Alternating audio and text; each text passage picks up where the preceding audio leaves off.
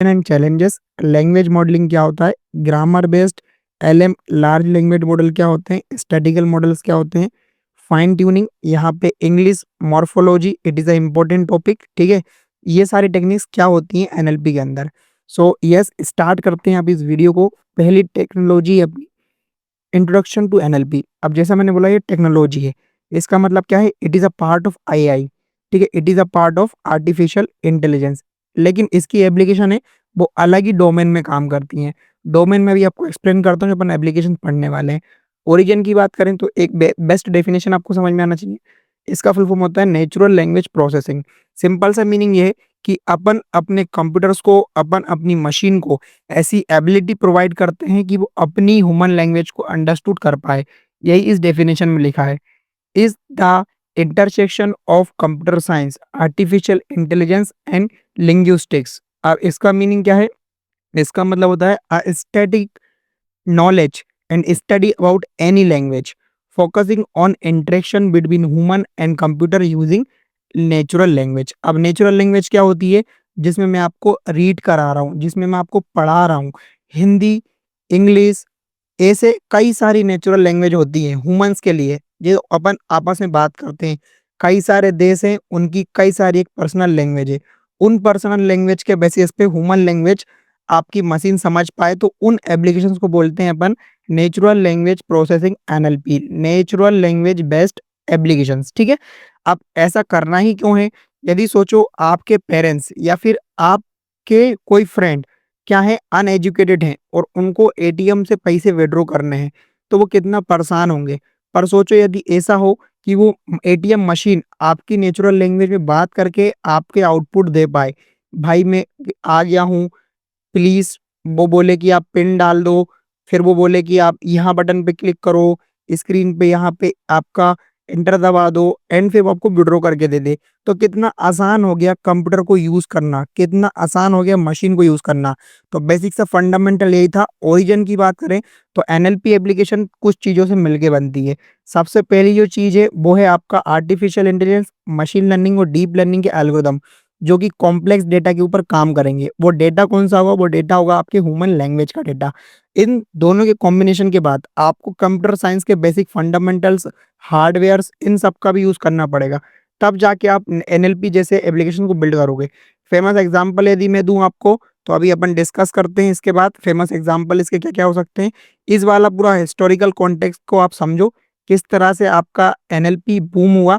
1950s के अंदर Alan Turing paper on machine intelligence, ये आपका पहला ऐसा एनएलपी मॉडल था जो कि पेपर ट्यूरिंग के ट्यूरिंग पेपर के ऊपर वर्क किया, जिससे जिससे अपन को पता चला कि हाँ मशीन इंटेलिजेंस हो सकती है। 1980 1980s में क्या हुआ, थोड़ा राइज आया, क्योंकि अपन ने रूल बेस्ड सिस्टम बना लिए, ग्रामर ड्राइवन अप्रोचेस को अप्लाई कर दिया, और अपन को कुछ सिस्टमेटिकल नंबर ऑफ रिजल्ट्स मिलने लगे, जिससे कि एनएलपी थोड़ा और बूम हुआ। 1980s के साथ अपन ने शिफ्ट कर लिया स्टैटिकल मॉडल्स, जो कि काफी ज्यादा अच्छा अपन को रिजल्ट देने लगे। तो कुछ इस तरीके से इसका पूरा ग्राफ है।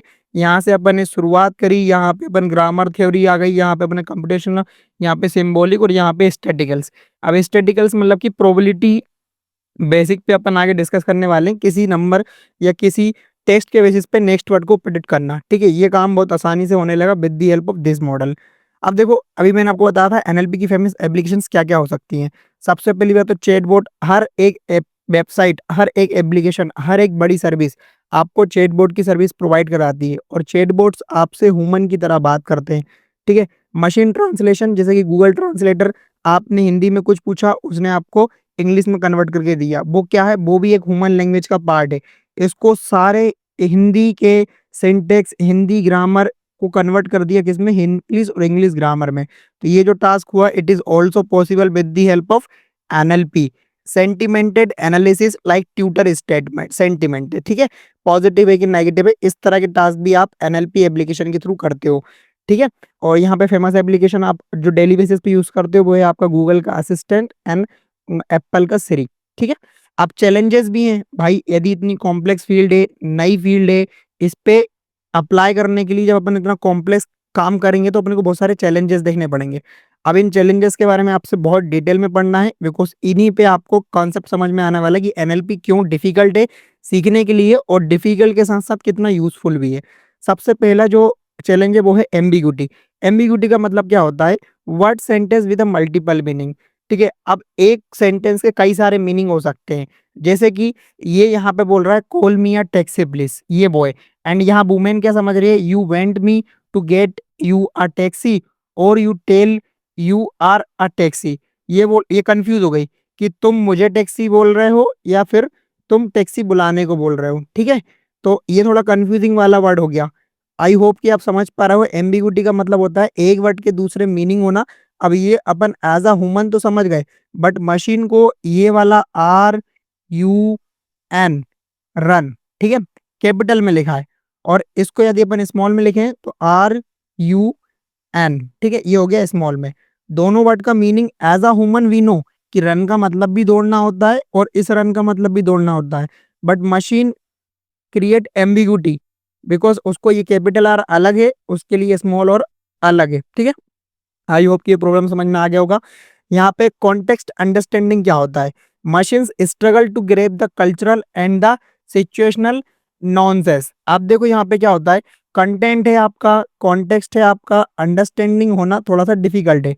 डिफरेंट कल्चर में डिफरेंट अंडरस्टैंडिंग है हर वर्ड को लेके। ठीक है, यहाँ पे रिसोर्सेज की सिक्योरिटी हो जाना, जैसे कि many language lake large of data. हर तरह के पीपल के लिए, हर तरह के नेशन के लिए अलग अलग लैंग्वेज है। ठीक है, अलग अलग लैंग्वेज है और उनका बहुत सारा लार्ज डेटा है, तो यहाँ पे रिसोर्सेज थोड़े कम होना या फिर उनमें थोड़ा सा लार्ज लेक ऑफ डेटा होना। ठीक है, ये आपका एक और चैलेंज है एनएलपी की एप्लीकेशन के अंदर। सिंटेक्स एंड सिमेंटिक्स, इसका मतलब है understanding both structure and the meaning. आपके डायग्राम का, आपके सिंटेक्स का, आपके डेटा का स्ट्रक्चर क्या है और फिर उसका मीनिंग क्या है। देखो यहाँ पे शो हो रहा है कि एनएलपी क्यों डिफिकल्ट है, क्योंकि यहाँ पे कितनी सारी लैंग्वेजेस बोली जाती हैं आपके ऑल ओवर वर्ल्ड में। अब हर लैंग्वेज को मशीन को समझाना it kind of difficult work. ठीक है, यहाँ पे कंप्यूटेशनल पावर का यूज होता है, like complex algorithm require for significant resources. अब जहाँ पे इतना सब कुछ होने के बाद, जो आपने चैलेंजेस फेस कर लिए, एनएलपी की एप्लीकेशन बिल्ड कर ली, एनएलपी के चैलेंजेस को अंडरस्टूड कर लिया, तो यहाँ पे लैंग्वेज मॉडलिंग का कॉन्सेप्ट आया। अब लैंग्वेज मॉडलिंग क्या है? एक बेसिक सा मॉडल है जिसको अपन बोल सकते हैं foundation of a many NLP task. It predicts the probability of word sequence. अब इसकी एक और डेफिनेशन में पढ़ा देता हूँ ताकि आपको बहुत इजीली ये समझ में आ जाए। Language modelling is a technique used in natural language processing that involves predicting the next word in a sentence or a sequence of words based on the context of previous word। तो इसका basic सा example मैं आपको दे सकता हूँ कि देखो भाई, जो आपके लैंग्वेज मॉडल्स होते हैं ना, वो कई तरीके के होते हैं। ठीक है, जो कि आपके पुराने वर्ड के बेसिस पे आपको नया वर्ड प्रिडिक्ट करके देते हैं। सबसे कॉमन जो होंगे वो अभी आप यूज कर सकते हो आपके प्रोजेक्ट के अंदर, वो होंगे कि प्री ट्रेनिंग लैंग्वेज मॉडल, क्योंकि उनके ऊपर काफी सारा लार्ज डेटा ऑलरेडी ट्रेन हो चुका है और आप उसको यूज कर सकते हो, जैसे कि गूगल का बार्ड। ठीक है, यहाँ पे T5, यहाँ पे स्विच ट्रांसफॉर्मर्स, इन सब की एप्लीकेशंस, इन सब की एपीआई की आपको हगिंग फेस पे मिल जाएगी। आप जाके चेकआउट करिए, बहुत ही इंटरेस्टिंग फील्ड है। आप इस पे एक रियल वर्ल्ड एप्लीकेशन भी बिल्ड कर सकते हो। दूसरा है आपका नेचुरल लैंग्वेज के मॉडल्स, जैसे कि यहाँ पे आ गया स्पीच रिकॉग्नाइजेशन। ठीक है, ये आपका नेचुरल लैंग्वेज का मॉडल है। Machine translation, text suggestions. Text suggestion का मतलब क्या है कि अभी भी आपने नोटिस किया होगा कि आप कीबोर्ड पे कुछ टाइप करते हो, जैसे कि आपने टाइप कर दिया I love, and next word यदि वहां पे फूड लिखा आ रहा है, तो उसने क्या करा कि आपने कभी फ्यूचर में आपने पास में बोला हुआ आई लव फूड, तो उसने आपको ये वाला वर्ड सजेस्ट कर दिया। तो it is also a part of natural language application. यहाँ पे स्टैटिकल लैंग्वेज मॉडल होते हैं, जैसे कि एनजीग्राम, डिसीजन ट्री, अडेप्टिव, ये सारे मैथमेटिकल मॉडल्स होते हैं नेचुरल लैंग्वेज के। और जो वाइडली आप यूज कर रहे हो अभी फिलहाल में, आपने अचीवमेंट लिया है लार्ज लैंग्वेज मॉडल का, जिसको अपन एलएलएम भी बोलते हैं। Famous application like chat GPT, GPT-3, यहाँ पे पीलाम, यहाँ पे लामा। ठीक है, ये सारे मॉडल्स आप यूज कर रहे हो करेंटली, जिनसे आप नेचुरल ह्यूमन की तरह बात करते हो। तो ये हो गया आपका नेचुरल लैंग्वेज का कॉन्सेप्ट। और आपने नोटिस किया होगा इसमें कॉन्सेप्ट यही है कि प्रीवियस टेस्ट के बेसिस पे आपको न्यू वर्ड से आंसर करना। अब देखो यहाँ पे ग्रामर बेस्ड मॉडल होते हैं। ग्रामर बेस्ड मॉडल कुछ नहीं होते, ये आपके प्री डिफाइंड रूल के ऊपर वर्क करते हैं। कुछ rule, set of rules. Grammar क्या है? Set of rules to say something, set of rules to do something. तो इस तरीके से रूल अप्लाई होते हैं। यहाँ पे बेसिक से समझ लो, सेंटेंस, नाउन पेयर्स और वर्ब को मैच करके आपको आगे आउटपुट दिया जाता है। अब कैसे आप इसको अंडरस्टूड कर सकते हो, एग्जांपल दिया है a glass is a transparent, तो यहाँ पे इस पूरे वर्ड को अपन क्या मानेंगे, प्रोबेबिलिटी ऑफ बट्स, ठीक है, यहाँ पे पी आई मान लिया। अब इसको अपन कंडक्ट करेंगे, क्या करेंगे, इसको ब्रेक करेंगे धीरे धीरे। We need to see all the possible combination based on the rule on the given below. तो देखो यहाँ पे दिस इज द अलग part, class and this is a part, this class is a part, transparent and this class part. तो ये चार जो probability बनी है इसके बेसिस पे अपन यूज कर सकते हैं, और इसको अप्लाई करने के लिए जो टेक्निक होगी वो होगी अपनी पार्सिंग एंड सिंटैक्स की चेकिंग। अब यहाँ पे एक और मॉडल होता है आपका स्टैटिकल्स मॉडल्स। इसका सिंपल सा मतलब है, स्टैटिस्टिकल मॉडल का सिंपल सा मतलब है use probability to predict the word based on the data. यहाँ पे समझ लो थोड़ा सा भी यदि गड़बड़ी हुई, लेकिन today is a Monday and today Monday is, तो ये थोड़ा सिंपल रहा और ये बड़ा अनफॉर्चुनल हो गया, ठीक है, अंडरस्टैंड करने के लिए। तो इसकी जो प्रोबेबिलिटी हो जाएगी वो इतनी कम हो जाएगी और इसकी प्रोबेबिलिटी इतनी हो जाएगी। मैथमेटिकल मॉडल है। अब आपको ऐसा समझ लो कि आपका जो मशीन लर्निंग मॉडल जो भी आप नेटवर्क यूज करोगे वो आपका ये वर्ड अंडरस्टैंड नहीं करेगा, उसको चाहिए नंबर। नंबर में आपने इसको कन्वर्ट किया और नंबर भी इस फॉर्मेट में नहीं, उसको चाहिए वेक्टर की फॉर्मेट में। अब वेक्टर क्या होता है, एन डायमेंशनल एरेज होते हैं जिसमें आप नंबर स्टोर करते हो और आपके न्यूरल नेटवर्क बहुत इजीली इसको फीड कर लेते हैं, अंडरस्टूड कर लेते हैं, ठीक है। ये आपका एग्जांपल हो गया। यहाँ पे अलग अलग टाइप के आपके मॉडल होते हैं, स्टैटिकल्स मॉडल्स की बात कर रहा हूँ मैं। यूनिग्राम मॉडल क्या होता है, probability of a single word. Bigram model क्या होता है, probability of a two consecutive words. यहाँ पे ट्रीग्राम मॉडल का मतलब क्या होता है, probability of the three consecutive words, ठीक है। अब इसकी एक्टिविटी क्या है, predict the next word on the sentence using the trigram trigram models, ठीक है। तो आई होप कि आपको ये स्टैटिकल्स मॉडल भी अंडरस्टूड हो गया होगा एंड वीडियो अच्छा लग रहा हो तो make sure to share this video, comment on this video, and please try to join my telegram and whatsapp community, because at the time of exam I'll provide some most important question that have big probability to come in exam. Now अब ये third concept है आपका, वो है regular expressions. इसका simple सा मतलब है, डेफिनेशन क्या है इसकी, रेगुलर एक्सप्रेशन को अपन रीजेक्स भी बोलते हैं, ठीक है। Are sequence of character use to search और match the manipulate the text based on the specific pattern. Simple सी बात है, यदि अपन किसी पैटर्न के ऊपर, किसी डेटा के ऊपर कुछ स्पेसिफिक टास्क अप्लाई करने हैं, ठीक है, तो अपन रेगुलर एक्सप्रेशन अप्लाई करते हैं। पाइथन के अंदर बहुत ही इजीली अपन अप्लाई कर सकते हैं। मान लो आपके पास कई सारा टेक्स्ट है, अब इसको फीड कराना है, बड़ा फीड कराने के लिए इसको ब्रेक करना होगा। ब्रेक करने के लिए मैं इस पे रेगुलर एक्सप्रेशन अप्लाई करूंगा और वो बेसिक होगा किस पे, या तो कोड के बेसिस पे कर दूं या वाइट स्पेस के बेसिस पे कर दूं, तो वो उस पूरे इस डॉक्यूमेंट को, इस पूरे पैराग्राफ को छोटे छोटे वर्ड्स में ब्रेक कर देगा। यहाँ पे देखो हैंड्स ऑन टास्क देते हैं कि इस तरह से आप रेगुलर एक्सप्रेशन के कुछ ऑब्जेक्ट्स हैं उनका यूज करके एक कंप्लीट टास्क करते हो। Write are rejects to find the email IDs in a document. यदि किसी डॉक्यूमेंट में ईमेल आईडी फाइंड करना तो कैसे फाइंड करोगे, ये वाला जो बट होता है इसको बोलते हैं अपन कैरट, ठीक है। ये करता है स्टार्टिंग, स्टार्टिंग हो रही है यहाँ से ए एंड जेड, यहाँ पे जो डेज है ना वो रेंज डिफाइन कर रहा है। और तो यहाँ पे देखो ईमेल के अंदर या तो कैपिटल होंगे या स्मॉल होंगे, ठीक है। 0 to 1, 0 to 9, ये भी यहाँ पे रेंज डिसाइड कर रहा है कितने तक नंबर भी हो सकते हैं। और यहाँ पे जो डेज दिखाई कर रहा है ये वाले सिंबल्स भी हो सकते हैं। प्लस कर दो, @ is a special symbol, again same thing, again same thing, ठीक है। इस तरीके से आपका पूरा ईमेल आइडेंटिफाई हो जाएगा। यदि इस पैटर्न को आप अप्लाई करते हो आपके किसी भी डॉक्यूमेंट के अंदर, तो वो जाके जितनी भी वहाँ पे case sensitive matching email address होंगे उनको फाइंड करके आपको दे देगा। आई होप कि आपको रेगुलर एक्सप्रेशन समझ में आए होंगे। मैंने इसका प्रैक्टिकल एग्जांपल करके बताया है यूजिंग पाइथन प्रोग्रामिंग लैंग्वेज अपनी इन सारी वीडियोस में, ठीक है। तो ये वीडियोस काफी इंपॉर्टेंट है, इनको आपको देखना ही है। अब यहाँ पे फाइनेट स्टेट ऑटोमेटा, इसका मतलब होता है FSA। सिंपल सी मीनिंग है, अ machine with states and transition based on input. Upon machine को बताते हैं कि किस तरह से इनपुट को फीड करना है। देखो यहाँ पे स्पिन बटन है, यहाँ पे fast spin, medium spin, slow spin, ऐसे कुछ कंपोनेंट होते हैं, स्टेट्स, अल्फाबेट, ट्रांजिशंस, ठीक है।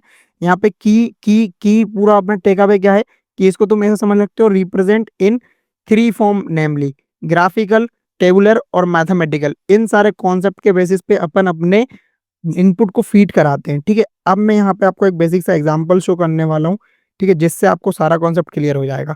देखो एक वर्ड है ना, एक वर्ड के कई सारे मीनिंग होते हैं। सबसे पहले अपन वर्ड की बात कर रहे हैं, बिकॉज अपन NLP में everything is about word. Walk, walked, walks, our model think this are different, should they be, ठीक है, हो भी सकते हैं बट ऐसा नहीं है। As a human we know कि we they all are have a same meaning. ठीक है, यहाँ पे ऑर्थोग्राफिकली वाले तो स्पेलिंग कन्वेंशन हो सकता है। यदि किसी ने स्पेलिंग गलत लिखी है, यहाँ पे लिखा है Becky as the night versus black as the night, तो यहाँ पे नॉट रियली लिंग्विस्टिक मीनिंगफुल, यहाँ पे इसको अंडरस्टूड करना थोड़ा डिफिकल्ट होगा अपने मॉडल के लिए। ठीक है, तो अब मैंने आपको ये क्यों बताया, बिकॉज यहाँ पे ये जो सारे टेक्निक्स है ना, इनके थ्रू अपन इन सारी चीजों को रिड्यूस करते हैं, इन एरर को रिड्यूस करते हैं। ठीक है, और यहाँ पे इसका इंपॉर्टेंट मैं बोलता हूँ, इसका आपको शॉर्ट नोट आ सकता है, इंग्लिश मॉर्फोलॉजी क्या होता है, तो बहुत अच्छी डेफिनेशन लिखी। Look, morphology analysis is a field of linguistics that studies the structure of a word. Very important. It identifies how a word is produced through a uses of morphemes. A morphemes is a basic unit of a English language. तो ये एक तरीके का analysis technique है जो किसी अपन word या फिर किसी लैंग्वेज के ऊपर करते हैं। ठीक है, कैसे वर्ड प्रोड्यूस हुआ, क्या उसका मीनिंग है, क्या उसका बेसिक यूनिट है। The morpheme is a smallest element of a word, has grammatical function and the meaning. Free morpheme is bound. The morpheme are the two types of morpheme, single morpheme and become the complete word. ठीक है, instance के लिए समझ लो, एक बस कैसे हुआ, bicycle कैसे हुआ, एंड सो फोर्थ। तो आप क्या समझे कि मॉर्फी जो है, other hand can not stand alone, must be joined a free morphine. यहाँ पे कुछ टाइप्स होते हैं, आपने समझ लिया। मॉर्फिंग का मॉर्फोलॉजी का मतलब है किसी भी वर्ड के ऊपर डिटेल में एनालिसिस करना, कहाँ से उसकी मीनिंग है, कहाँ से उसका पूरा फंक्शन है। यहाँ पे दो टाइप होते हैं मॉर्फोलॉजी के, सबसे पहला होता है अपना इनफ्लेक्शनल और दूसरा होता है अपना डेरिवेशनल। इसका मतलब होता है change the tense and the polarity. ठीक है, जैसे कि केट को केट्स कर दिया, create the new word, happy का कर दिया हैप्पीनेस। तो ये दो तरीके से आप अप्लाई करते हो जिससे कि आप किसी वर्ड का मीनिंग या फिर उसकी फंक्शन को समझ सकते हो। और बहुत ही सिंपल तरीके से बोलूं तो इंग्लिश मॉर्फोलॉजी का मतलब होता है it is a system in order to structure the entire language and make some sense. ठीक है, यदि किसी वर्ड के अंदर सेंस क्रिएट करना है तो अपन को इंग्लिश मॉर्फोलॉजी का यूज करना पड़ेगा। एनएलपी एप्लीकेशन का मान लो एक पूरा पैरामिड होता है, एक पूरा पैरामिड होता है। ठीक है, जहाँ पे किसी भी लैंग्वेज के वर्ड का सिंटेक्स, यहाँ पे उसका सेमेंटिक मीनिंग, यहाँ पे उसका मीनिंग और यहाँ पे उसका इंग्लिश का मॉर्फोलॉजी, ये सारी चीजें जब क्लियर होंगी तभी आप एक परफेक्ट एनएलपी एप्लीकेशन को बिल्ड कर पाओगे। ठीक है, तो सोचो जरा, मैंने इस फील्ड में काफी ज्यादा नॉलेज गेन किया है, तो ये वीडियो अच्छा है तो प्लीज इस वीडियो को शेयर भी करना, बिकॉज मैं चाहता हूँ कि आपके फ्रेंड्स भी इस वीडियो का यूज करें और अच्छे से एग्जाम में पास हों। यहाँ पे अपन को पढ़ना है transducers for lexicon and rules. तो इसका डेफिनेशन क्या है, ऐसा मशीन जिससे अपन मैप करते हैं अपने इनपुट को आउटपुट को यूजिंग सम रूल्स। तो यहाँ पे ये वाला जो वर्ड है ना, इसका मतलब ही समझ लो they are set of some rules. यहाँ पे लिखा है lexicon is essential a list of words, a list of words that can be use to stamp and affix the dead wood should them to form a new word. यहाँ पे अपन कुछ इस तरीके से अपने वर्ड को फीड करते हैं कि वो एक नया वर्ड का मीनिंग ले ले। ठीक है, यहाँ पे इनपुट के लिए run plus running, output is running. ठीक है, यहाँ पे रूल क्या हुआ, if a bus end with E drop it at adding the ING. तो कुछ रूल के बेसिस पे अपन क्या करते हैं, अपने इनपुट को आउटपुट में फीड कराते हैं। Very simple. अब टोकनाइजेशन एक बहुत ही बेहतरीन कॉन्सेप्ट है समझने के लिए। ठीक है, ये अपन ने इतना सब कुछ कवर कर लिया, थोड़ा सा ही बचा हुआ है, फोकस करते रहना वीडियो में। अब टोकनाइजेशन क्या है, splitting text into a words और अ सेंटेंस। जो मैंने अभी रेगुलराइजेशन वाली टेक्निक बताई थी ना, रेगुलर एक्सप्रेशन वाली, उससे अपन टोकनाइजेशन को अचीव कर सकते हैं बहुत ही इजीली। इसका क्या है, ये अपनी पहली प्रोसेस होती है, that is a part of entire normalisation process, is also known as tokenisation और सेगमेंटेशन ऑफ अ वर्ड्स। ठीक है, अब आप करते कैसे हो उसको, यहाँ पे पाइथन पे एक नेचुरल लैंग्वेज टूल किट करके एक लाइब्रेरी होती है जिस पे आप अप्लाई कर सकते हो आपके पूरे डॉक्यूमेंट के ऊपर। आप बहुत इजीली इनको ब्रेक कर सकते हो based on some white space, some rule based, जैसे कि पंचुएशन या फिर सेपरेटर्स के बेसिस पे। चैलेंजेस क्या होंगे यहाँ पे, यहाँ पे कुछ ऐसे वर्ड्स होंगे जिनको आप डिटेक्ट नहीं कर पाओगे, जैसे कि डॉक्टर और मिस्टर। ठीक है, क्योंकि यहाँ पे ऑलरेडी यहाँ पे कुछ वर्ड मेंशन होते हैं, डॉट डॉट, समझ रहे हो, इस तरीके से। एग्जाम्पल की समझ सकते हो, doctor Smith books is well written. तो यहाँ पे हैंड्स ऑन टेक्नोलॉजी क्या हुआ, यूजिंग पाइथन आप कर सकते हो, और मैंने अपनी वीडियोस में कराया भी है। ठीक है, ऊपर वाली वीडियोस में। लास्ट है आपका स्पेलिंग एरर डिटेक्शन कैसे करते हो और करेक्शन कैसे करते हो। अब ये इंपॉर्टेंट टेक्निक है क्योंकि आपका जो पूरा कॉन्सेप्ट है वो इसी पे बेस्ड है। ठीक है, यदि आपकी स्पेलिंग सही नहीं होगी तो आपका मॉडल आपको परफेक्ट रिजल्ट नहीं देगा। एरर को तो सबसे पहली बात तो डिटेक्ट करना, ये क्या है, while typing into the computer. It must people are able to type a word correctly. ठीक है, most of the times appropriate entry of a words in the form of corpus. तो यहाँ पे करेक्शन करने के लिए अपने पास एडिट ये वाला एल्गोरिदम होता है, अभी अपन पढ़ने वाले मिनिमम एडिट डिस्टेंस वाला एल्गोरिदम, उसको अप्लाई करते हैं। और यहाँ पे तुम्हें सब लोग एग्जाम्पल के लिए यहाँ पे दिया हेलो, बट करेक्शन के बाद इट इज़ अ हेलो। ठीक है, ये आपको कैसे पता चला, इस टेक्निक की वजह से पता चला। लेकिन अब इसको सही करने के लिए आपने क्या करा, मिनिमम एडिट डिस्टेंस वाला एल्गोरिदम अप्लाई करा। अब ये एल्गोरिदम क्या होता है, measure how many operations are we done like insert, delete और substitute here we needed to convert into another word। आपने ऑटो कैरेक्ट का फ्यूचर देखा होगा, वहां पे आपको मैंने अभी एक्सप्लेन किया कि आपके कीबोर्ड में नेक्स्ट वर्ड प्रिडिक्शन होके आ जाता है। It is behind NLP and the algorithm is work is minimum edit distance algorithm. ये आपका फॉर्मूला होता है, कितने इंसर्ट होने हैं, कितने डिलीट होते हैं, कितने सब्स्टिट्यूट होने हैं। डायनेमिक प्रोग्रामिंग टेबल के अंदर रो आपका सोर्स वर्ड होता है और कॉलम्स आपके टारगेट वर्ड होते हैं। ठीक है, इनपुट की समझ लो किटिंग एंड सेटिंग। तो यहाँ पे के और एस यहाँ पे क्या हो गए, इंसर्शन हो गए। यहाँ पे आप काफी सारी प्रॉब्लम सॉल्व कर सकते हो मिनिमम एडिट के साथ।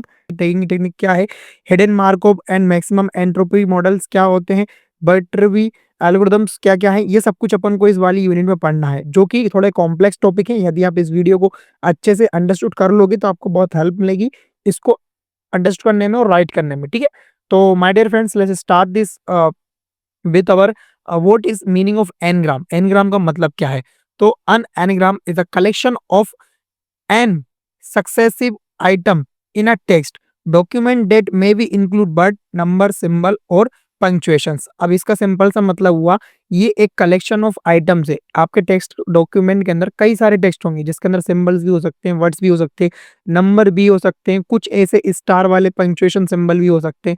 तो this is known as n gram. एक और बेसिक सी डेफिनेशन यदि मैं आपको शेयर करूं, n gram model are useful in many text analysis application where the sequence of words are relevant such as sentiment analysis, text classification and text generation।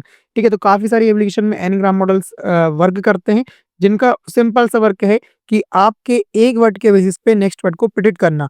अब आपने कई बार देखा होगा, आप गूगल पे कुछ सर्च करते हो, आप यहाँ पे मान लो करते हो आई एंड लव, नीचे आपको सजेशन आता है I love PDF, I love food, I love T. तो ये सारी चीजें कैसे हो पा रही हैं, क्या टेक्नोलॉजी है। आपने ऑटो करेक्ट का फीचर देखा होगा आपके लैपटॉप या फिर आपके मोबाइल के अंदर, जहां पे आप कुछ भी वर्ड लिखते हो और आपका कीबोर्ड आपको नीचे नेक्स्ट नेक्स्ट वर्ड और वर्ड सजेस्ट करता है ताकि आप उसको डायरेक्टली कर सको, पिक कर सको। तो इससे आपकी मशीन स्मार्ट हो गई, फास्ट हो गई। ये कैसे हो पा रहा है, with the help of n gram models. अब एनग्राम मॉडल्स को समझ लो, बेसिकली मीनिंग क्या है। यहाँ पे कुछ टाइप के एनग्राम मॉडल्स होते हैं, एनग्राम 1, एनग्राम 2, एनग्राम 3। 3 का मतलब क्या है, यहाँ पे 1 का मतलब ये कि आपके सेंटेंस में से हर एक वर्ड को पिक करेगा लाइक दिस। ठीक है, एंड 2 का मतलब क्या है, हर बार वो 2 वर्ड को पिक करेगा। फर्स्ट इसने पिक किया किसको, दिस इसको, सेकंड बार में क्या करा इसने, इज और ए को पिक करा, लुक एट हियर। फिर इसने क्या करा, ए और सेंटेंस को पिक किया। तो ये हो गया आपका कौन सा, बाईग्राम। और जैसे एन ग्राम में यदि 1 ग्राम बोला मैंने तो इसको बोलते हैं अपन यूनिग्राम। यदि 2 वर्ड को पिक करता है उसको बोलते हैं बाईग्राम्स, और यदि वो एक साथ 3 वर्ड्स को पिक करता है उसको बोलते हैं trigrams. Very simple to understand. ठीक है, कई लोगों को काफी टाइम लगता है इसको समझने के लिए, बट बहुत ही ईजी है। मैं इसका ब्रो कॉम्प्लेक्स आर्किटेक्चर भी शेयर करने वाला हूँ, जो आपको आपके एग्जाम्स में ड्रॉ करना है। ठीक है, तो ये सब ट्राईग्राम पे देखो, यहाँ पे इसने एक साथ 3 वर्ड को पिक किया। ठीक है, फिर आगे उसने इस 3 वर्ड को पिक किया। इस तरीके से क्या हुआ, इन मॉडल की वजह से, इन मॉडल की वजह से आपके एल्गोरिदम को इन सारे सेंटेंस का अच्छा खासा नॉलेज हो गया, ताकि यदि आप इन फ्यूचर लिखो दिस इज आ, तो आपको नीचे सजेस्ट करे या आप सेंटेंस की बात कर रहे हो, दिस इज तो यहाँ पे उसको पता सेंटेंस की बात करो, इस तरीके से। अब ये मॉडल वर्क कैसे करता है, बहुत सिंपल। इस तरीके से देखो, आपके पास नंबर ऑफ, पहली बात तो देखो ह्यूमन लैंग्वेज है। ह्यूमन लैंग्वेज मतलब कि इंग्लिश या फिर हिंदी। तो क्या होगा, उसका फॉर्मेट होगा। फॉर्मेट क्या होता है, टेक्स्ट का फॉर्मेट हमेशा ताकि करता है डॉक्यूमेंट में फॉर्मेट में सेव करते हैं। अब डॉक्यूमेंट के अंदर अलग अलग चीजें होंगी, जब अपन पार्ट्स ऑफ स्पीच इसमें अप्लाई करेंगे ना अपनी डीप लर्निंग के न्यूरल नेटवर्क में फीड करने के लिए, तो वहां पे अलग अलग उसके वर्ब को, उसके नाउन को, उसके एडजेक्टिव को, उसके प्रोनाउन को, सबको कैटेगराइज कर देंगे। ठीक है, फिर उन कैटेगरी को अपन इसमें फीड करेंगे। ये हो गया एक बेसिक सा कंप्लीट। इतने में आपका क्या हुआ, डेटा फीड हो गया। बट इंटरनली क्या होगा, जैसा कि मैंने बताया कि अलग अलग पार्ट्स होते हैं, वर्ब होगा, कुछ नाउन होगी, कुछ रूल्स होंगे, कुछ कैटेगरी होगी, कुछ एक्शनेबल वर्ड्स होंगे। इन सबको इस तरह से कैटेगराइज करके फीड करेंगे। क्यों ऐसा करेंगे, ताकि इन फ्यूचर वो इन सब का यूज करके, इन सब रूल का यूज करके, प्रोबेबिलिटी इसमें अप्लाई करके आपको एक बहुत अच्छा रिजल्ट दे। अब प्रोबेबिलिटी अप्लाई करने की यहाँ पे अपन फंक्शंस यूज करते हैं लाइक सॉफ्टमेक जैसे, तो आपको अच्छा आउटपुट मिलता है। तो ये सब कुछ क्या था आपका, ये सब कुछ थे आपके एन ग्राम मॉडल की इंटरनली वर्किंग, कैसे आपके एन ग्राम मॉडल वर्क करते हैं। यदि आपको वीडियो अच्छा लग रहा हो, चीजें समझ में आ रही हो, तो make sure to share this video with your friend and community about college. Now अब एन ग्राम मॉडल्स क्या है, are the continuous sequence of n words used to predict the text और एनालाइज द लैंग्वेज। अब examples यहाँ पे icon मैं आपको बता देता हूँ, अभी तो आपने ओनली डायग्राम समझा, बट एग्जांपल आपको देना जरूरी है। तो फॉर अ सेंटेंस यहाँ पे लिखा है I love natural language processing, तो यहाँ पे यूनिग्राम क्या करेगा, एक एक वर्ड को ब्रेक कर लेगा लाइक दिस। बट बाईग्राम क्या करेगा, दो दो वर्ड को ब्रेक करेगा। फर्स्ट ने आई लव को चूज किया, देन इसने लव नेचुरल को चूज किया, ठीक है, लोकेटेड लव नेचुरल, फिर इसने करा नेचुरल लैंग्वेज को चूज किया, फिर इसने लैंग्वेज प्रोसेसिंग को चूज किया। इसी तरह से बाईग्राम मॉडल ने टू टू का कॉन्सेप्ट पकड़ के इन सबको ब्रेक कर लिया। थ्री में तीन वर्ड को कॉन्सेप्ट करेगा।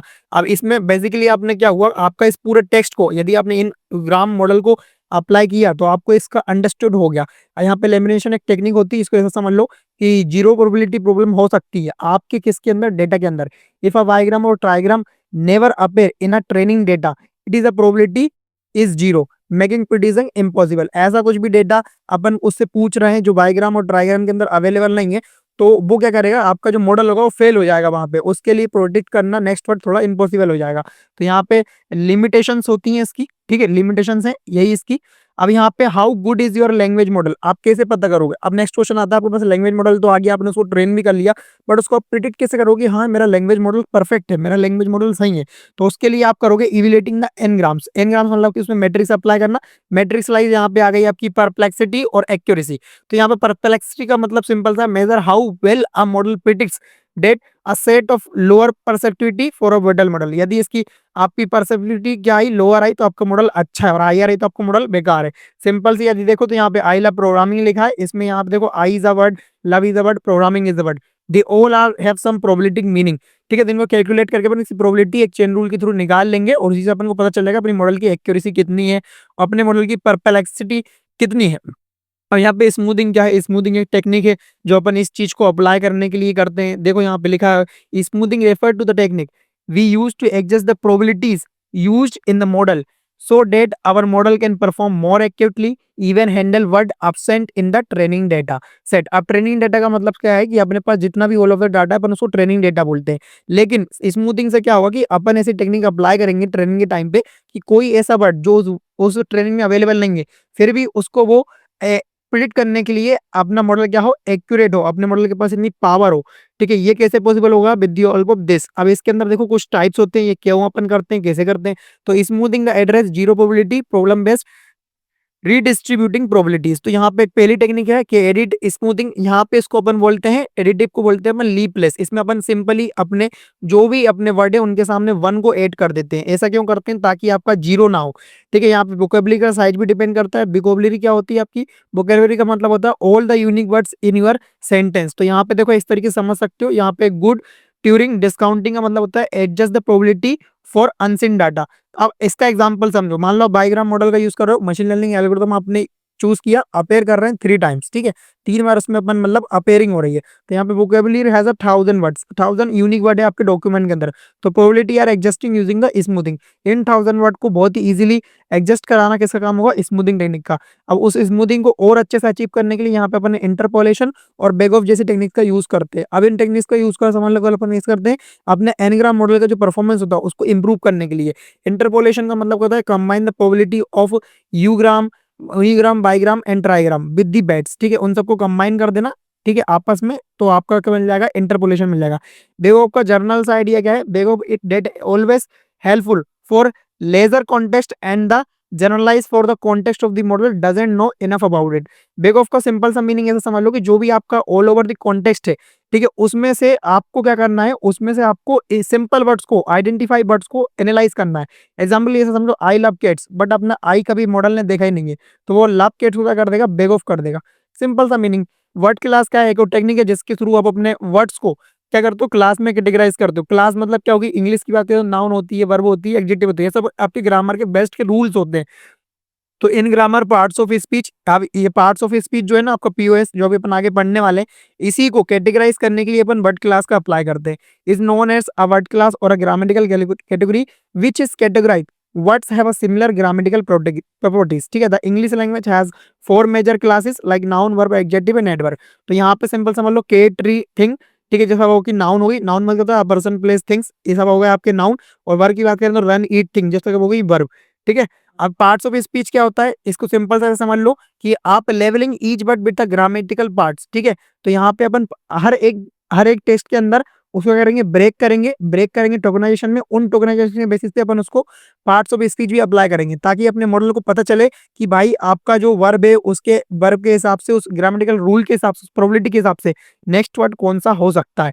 अंडरस्टैंडिंग के लिए यहाँ समझो, यहाँ पे आई इज अ प्रोनाउन, यहाँ पे उसकी आपकी सेकेंडरी वर्ब हो गई। लाइक टू क्या हो गया आपका इंसेंटिव हो गया, यहाँ पे रीड क्या हो गई वर्ब, और यहाँ पे नाउन क्या हो गया बुक।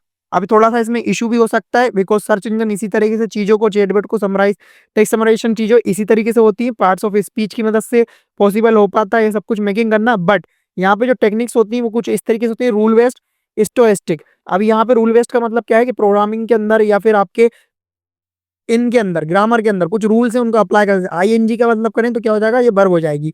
यहाँ पे प्रोबेबिलिटी के बेसिस पे होता है, जैसे कि अपन यूज करते हैं यहाँ पे हिडन मार्कोव मॉडल्स, यहाँ पे डिटेल में पढ़ने वाले हैं इसको। और ट्रांसफॉर्मेशन बेस्ड टेकिंग क्या होता है, दोनों को मिक्स कर दो, ठीक है। टेकिंग डाटा, राइटर डाटा, इन दोनों को मिक्स कर दो, तो वहाँ पे होती है ट्रांसफॉर्मेशन बेस्ड लर्निंग। अब यहाँ पे इशूज होते हैं, सबसे पहले तो एम्बिगुइटी, बिकॉज मान लो एक वर्ड के कई सारे मीनिंग होते हैं, तो अपनी मशीन को ये समझाना थोड़ा सा डिफिकल्ट होता है। यहाँ लो बुक अ टेबल, ठीक है। यहाँ पे इस वाले बुक का मतलब क्या होता है, किसी टेबल को बुक करो, बट रीड अ बुक, ठीक है। तो यहाँ पे क्या हुआ, ये वाला जो बुक था क्या बन गया, वर्ब बन गया, और यहाँ पे ये वाला बुक क्या था, क्या बन गया, नाउन बन गया। अब ये चीज आपका मॉडल कैसे समझेगा, with the help of smoothing technique, with the help of but class technique, with the help of parts sports technique, with the help of our interpolation bag of techniques, इन सब की मदद से आपका डिफरेंस समझ पाएगा इन दोनों के वर्ड्स के बीच में। अब यहाँ पे हिडन मार्कोव मॉडल, जिसको अपन एचएमएस भी बोलते हैं, इसके शॉर्ट नोट आने का 100% चांसेस है, तो प्लीज फोकस ऑन दिस। यहाँ पे एचएमएस का मतलब क्या होता है, are the probabilistic model used in a POS tagging. अब पीओएस टैगिंग आप हाथ से तो करोगे नहीं, उसके लिए आपको परफेक्ट एल्गोरिथम यूज करना पड़ेगा, मॉडल यूज करना पड़ेगा। तो वो मॉडल कौन सा होगा आपका, एच एम एम एस, ठीक है। यहाँ पे स्टेट्स होती है, यहाँ पे ऑब्जर्वेशन होता है, ट्रांजिशंस होता है, प्रोबेबिलिटी के बेसिस पे एमिशंस होते हैं, ठीक है। Likelihood one taking another and likelihood word belong to the tag, ठीक है। अब यहाँ पे इसका एग्जांपल समझ लो, जैसे कि आप मान लो स्टार्ट, आपको घर से बाहर निकलना है, रेनी सीजन है या फिर आपका सनी सीजन है, ठीक है। रेनी हुआ तो आप जल्दी से दौड़ के आपका बस स्टॉप पे चले जाओगे, बट यदि यहाँ पे एक और चांस है कि आपको बीच में कहीं शॉप मिली तो आप वहां पे ब्रेक ले लोगे, और सनी हुआ तो आप डायरेक्टली जाके जा सकते हो। तो ये जो सब पॉसिबिलिटीज बन रही है इन प्रोबेबिलिटी के बेसिस पे, ये सब कैसे आपका हो पा रहा है, ये सब टेकिंग कैसे हो पा रही है, with the help of hidden Markov model. Now अब आपका उसको उसको और थोड़ा सा मैक्सिमाइज करने के लिए, जब वहां पे वो मॉडल काम नहीं करेगा, तो अपन यहाँ पे यूज कर सकते हैं मैक्सिमम एंट्रोपी मॉडल्स। ये क्या होते हैं, this models use all available futures without assuming dependency among them. यहाँ पे कहते हैं डिपेंडेंसी थी, बट यहाँ पे इसको अब एज्यूम करके ये उन सबको और बढ़ कर सकता है। स्पेशल फीचर्स क्या होते हैं इसके, कैप्रेशन, सफिक्स एंड वर्ड पोजीशंस। यहाँ पे आउटपुट के लिए predict as a but pot post of speech, ठीक है, पार्ट्स ऑफ स्पीच, ठीक है। नाउ यहाँ पे आपका बिटरबी एल्गोरिथम होता है, एक डायनेमिक एल्गोरिथम है जो कि यूज करता है most probably sequence in the tagging, ठीक है। यहाँ पे इसका स्टेप समझ लो, initialise the probability for each text of the first word recursively computed track the backward found the best equation। तो ये समझ लो, इसका ज्यादा इंपॉर्टेंस नहीं है, बट ये अप्लाई होता है आपके एनएलपी एप्लीकेशंस के अंदर, ठीक है। यहाँ पे ईएम ट्रेनिंग का मतलब क्या होता है, एक्सपेक्टेशन एंड मैक्सिमाइजेशन। अब जब आपका जो ये वाले एल्गोरिथम थे ना, जो अपन पढ़े, इनको एनालाइज करने के लिए, इनको अपडेट करने के लिए, इनको इनका ऑप्टिमाइजेशन पैरामीटर्स को एक्सेस करने के लिए, ठीक है, अपन इस टेक्निक का यूज करते हैं ट्रेनिंग का। तो train the model like HMS ideally optimising the parameters. E step होती है इसमें estimated probabilities based on a current parameters, और एम स्टेप होती है maximise the likelihood to update the parameters. तो यहाँ पे कुछ इस तरीके से ये दोनों आपस में वर्क करते हैं, मैक्सिमाइज करना, अपडेट करना, मैक्सिमाइज करना। तो ये सब कुछ आपने पढ़ लिया, ठीक है। अब जो इंपॉर्टेंट फैक्टर्स मैं आपको बताने वाला था एग्जाम के पर्पज से, वो था आपका ये वाला कॉन्सेप्ट मैं अपलोड कर चुका हूँ। और नॉट ओनली वी यूनिट की वीडियो, मैं यहाँ पे एनएलपी के एडवांस कॉन्सेप्ट को लेक्चर वाइज अपलोड कर चुका हूँ। तो make sure to access this all videos and then come to this video.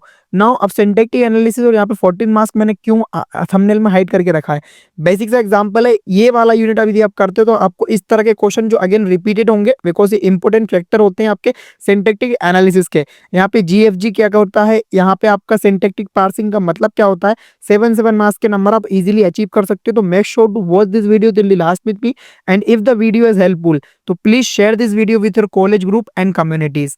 Now अब इस पूरे सिंटेक्स का मतलब क्या है, इस पूरे शब्द का मतलब क्या है, देखो यहाँ पे अपन को कॉन्टेक्स्ट फ्री ग्रामर जैसे टेक्निक्स को पढ़ना है, इंग्लिश ग्रामर के कैसे कैसे रूल्स होते हैं उन सबको अच्छे से अंडरस्टूड करना है, एम्बिग्यूटी आने पे अपन को क्या करना है, डायनेमिक प्रोग्रामिंग पार्सिंग अपन को क्यों यूज करना है, इन सबको अपन डिटेल में कवर करने वाले हैं।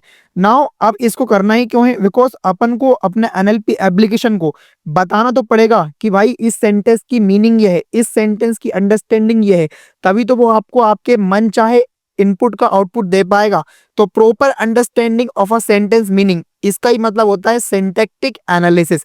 यहाँ पे एक सेंटेंस होगा, एक सेंटेंस के अंदर हमेशा दो चीजें होती हैं, कुछ नाउन होगा मतलब कि कुछ ऑब्जेक्ट या प्लेस होगा, और कुछ वर्ब होगी मतलब ग्रामर के रूल्स। और नाउन के अंदर आपके टर्मिनेंट होंगे, आपके नाउन होगी, आपकी यहाँ पे एक्सिलरी वर्ब होगी, यहाँ पे आपकी एडवर्ब होगी, इस तरह के पूरे ग्रामेटिकल कॉन्सेप्ट होते हैं। जैसे कि ये एक सेंटेंस है तो इसको इस तरीके से अपने ट्री जैसे स्ट्रक्चर में ब्रेक करते हैं और फिर उसको अपन अपने एनएलपी मॉडल के अंदर इनपुट करते हैं।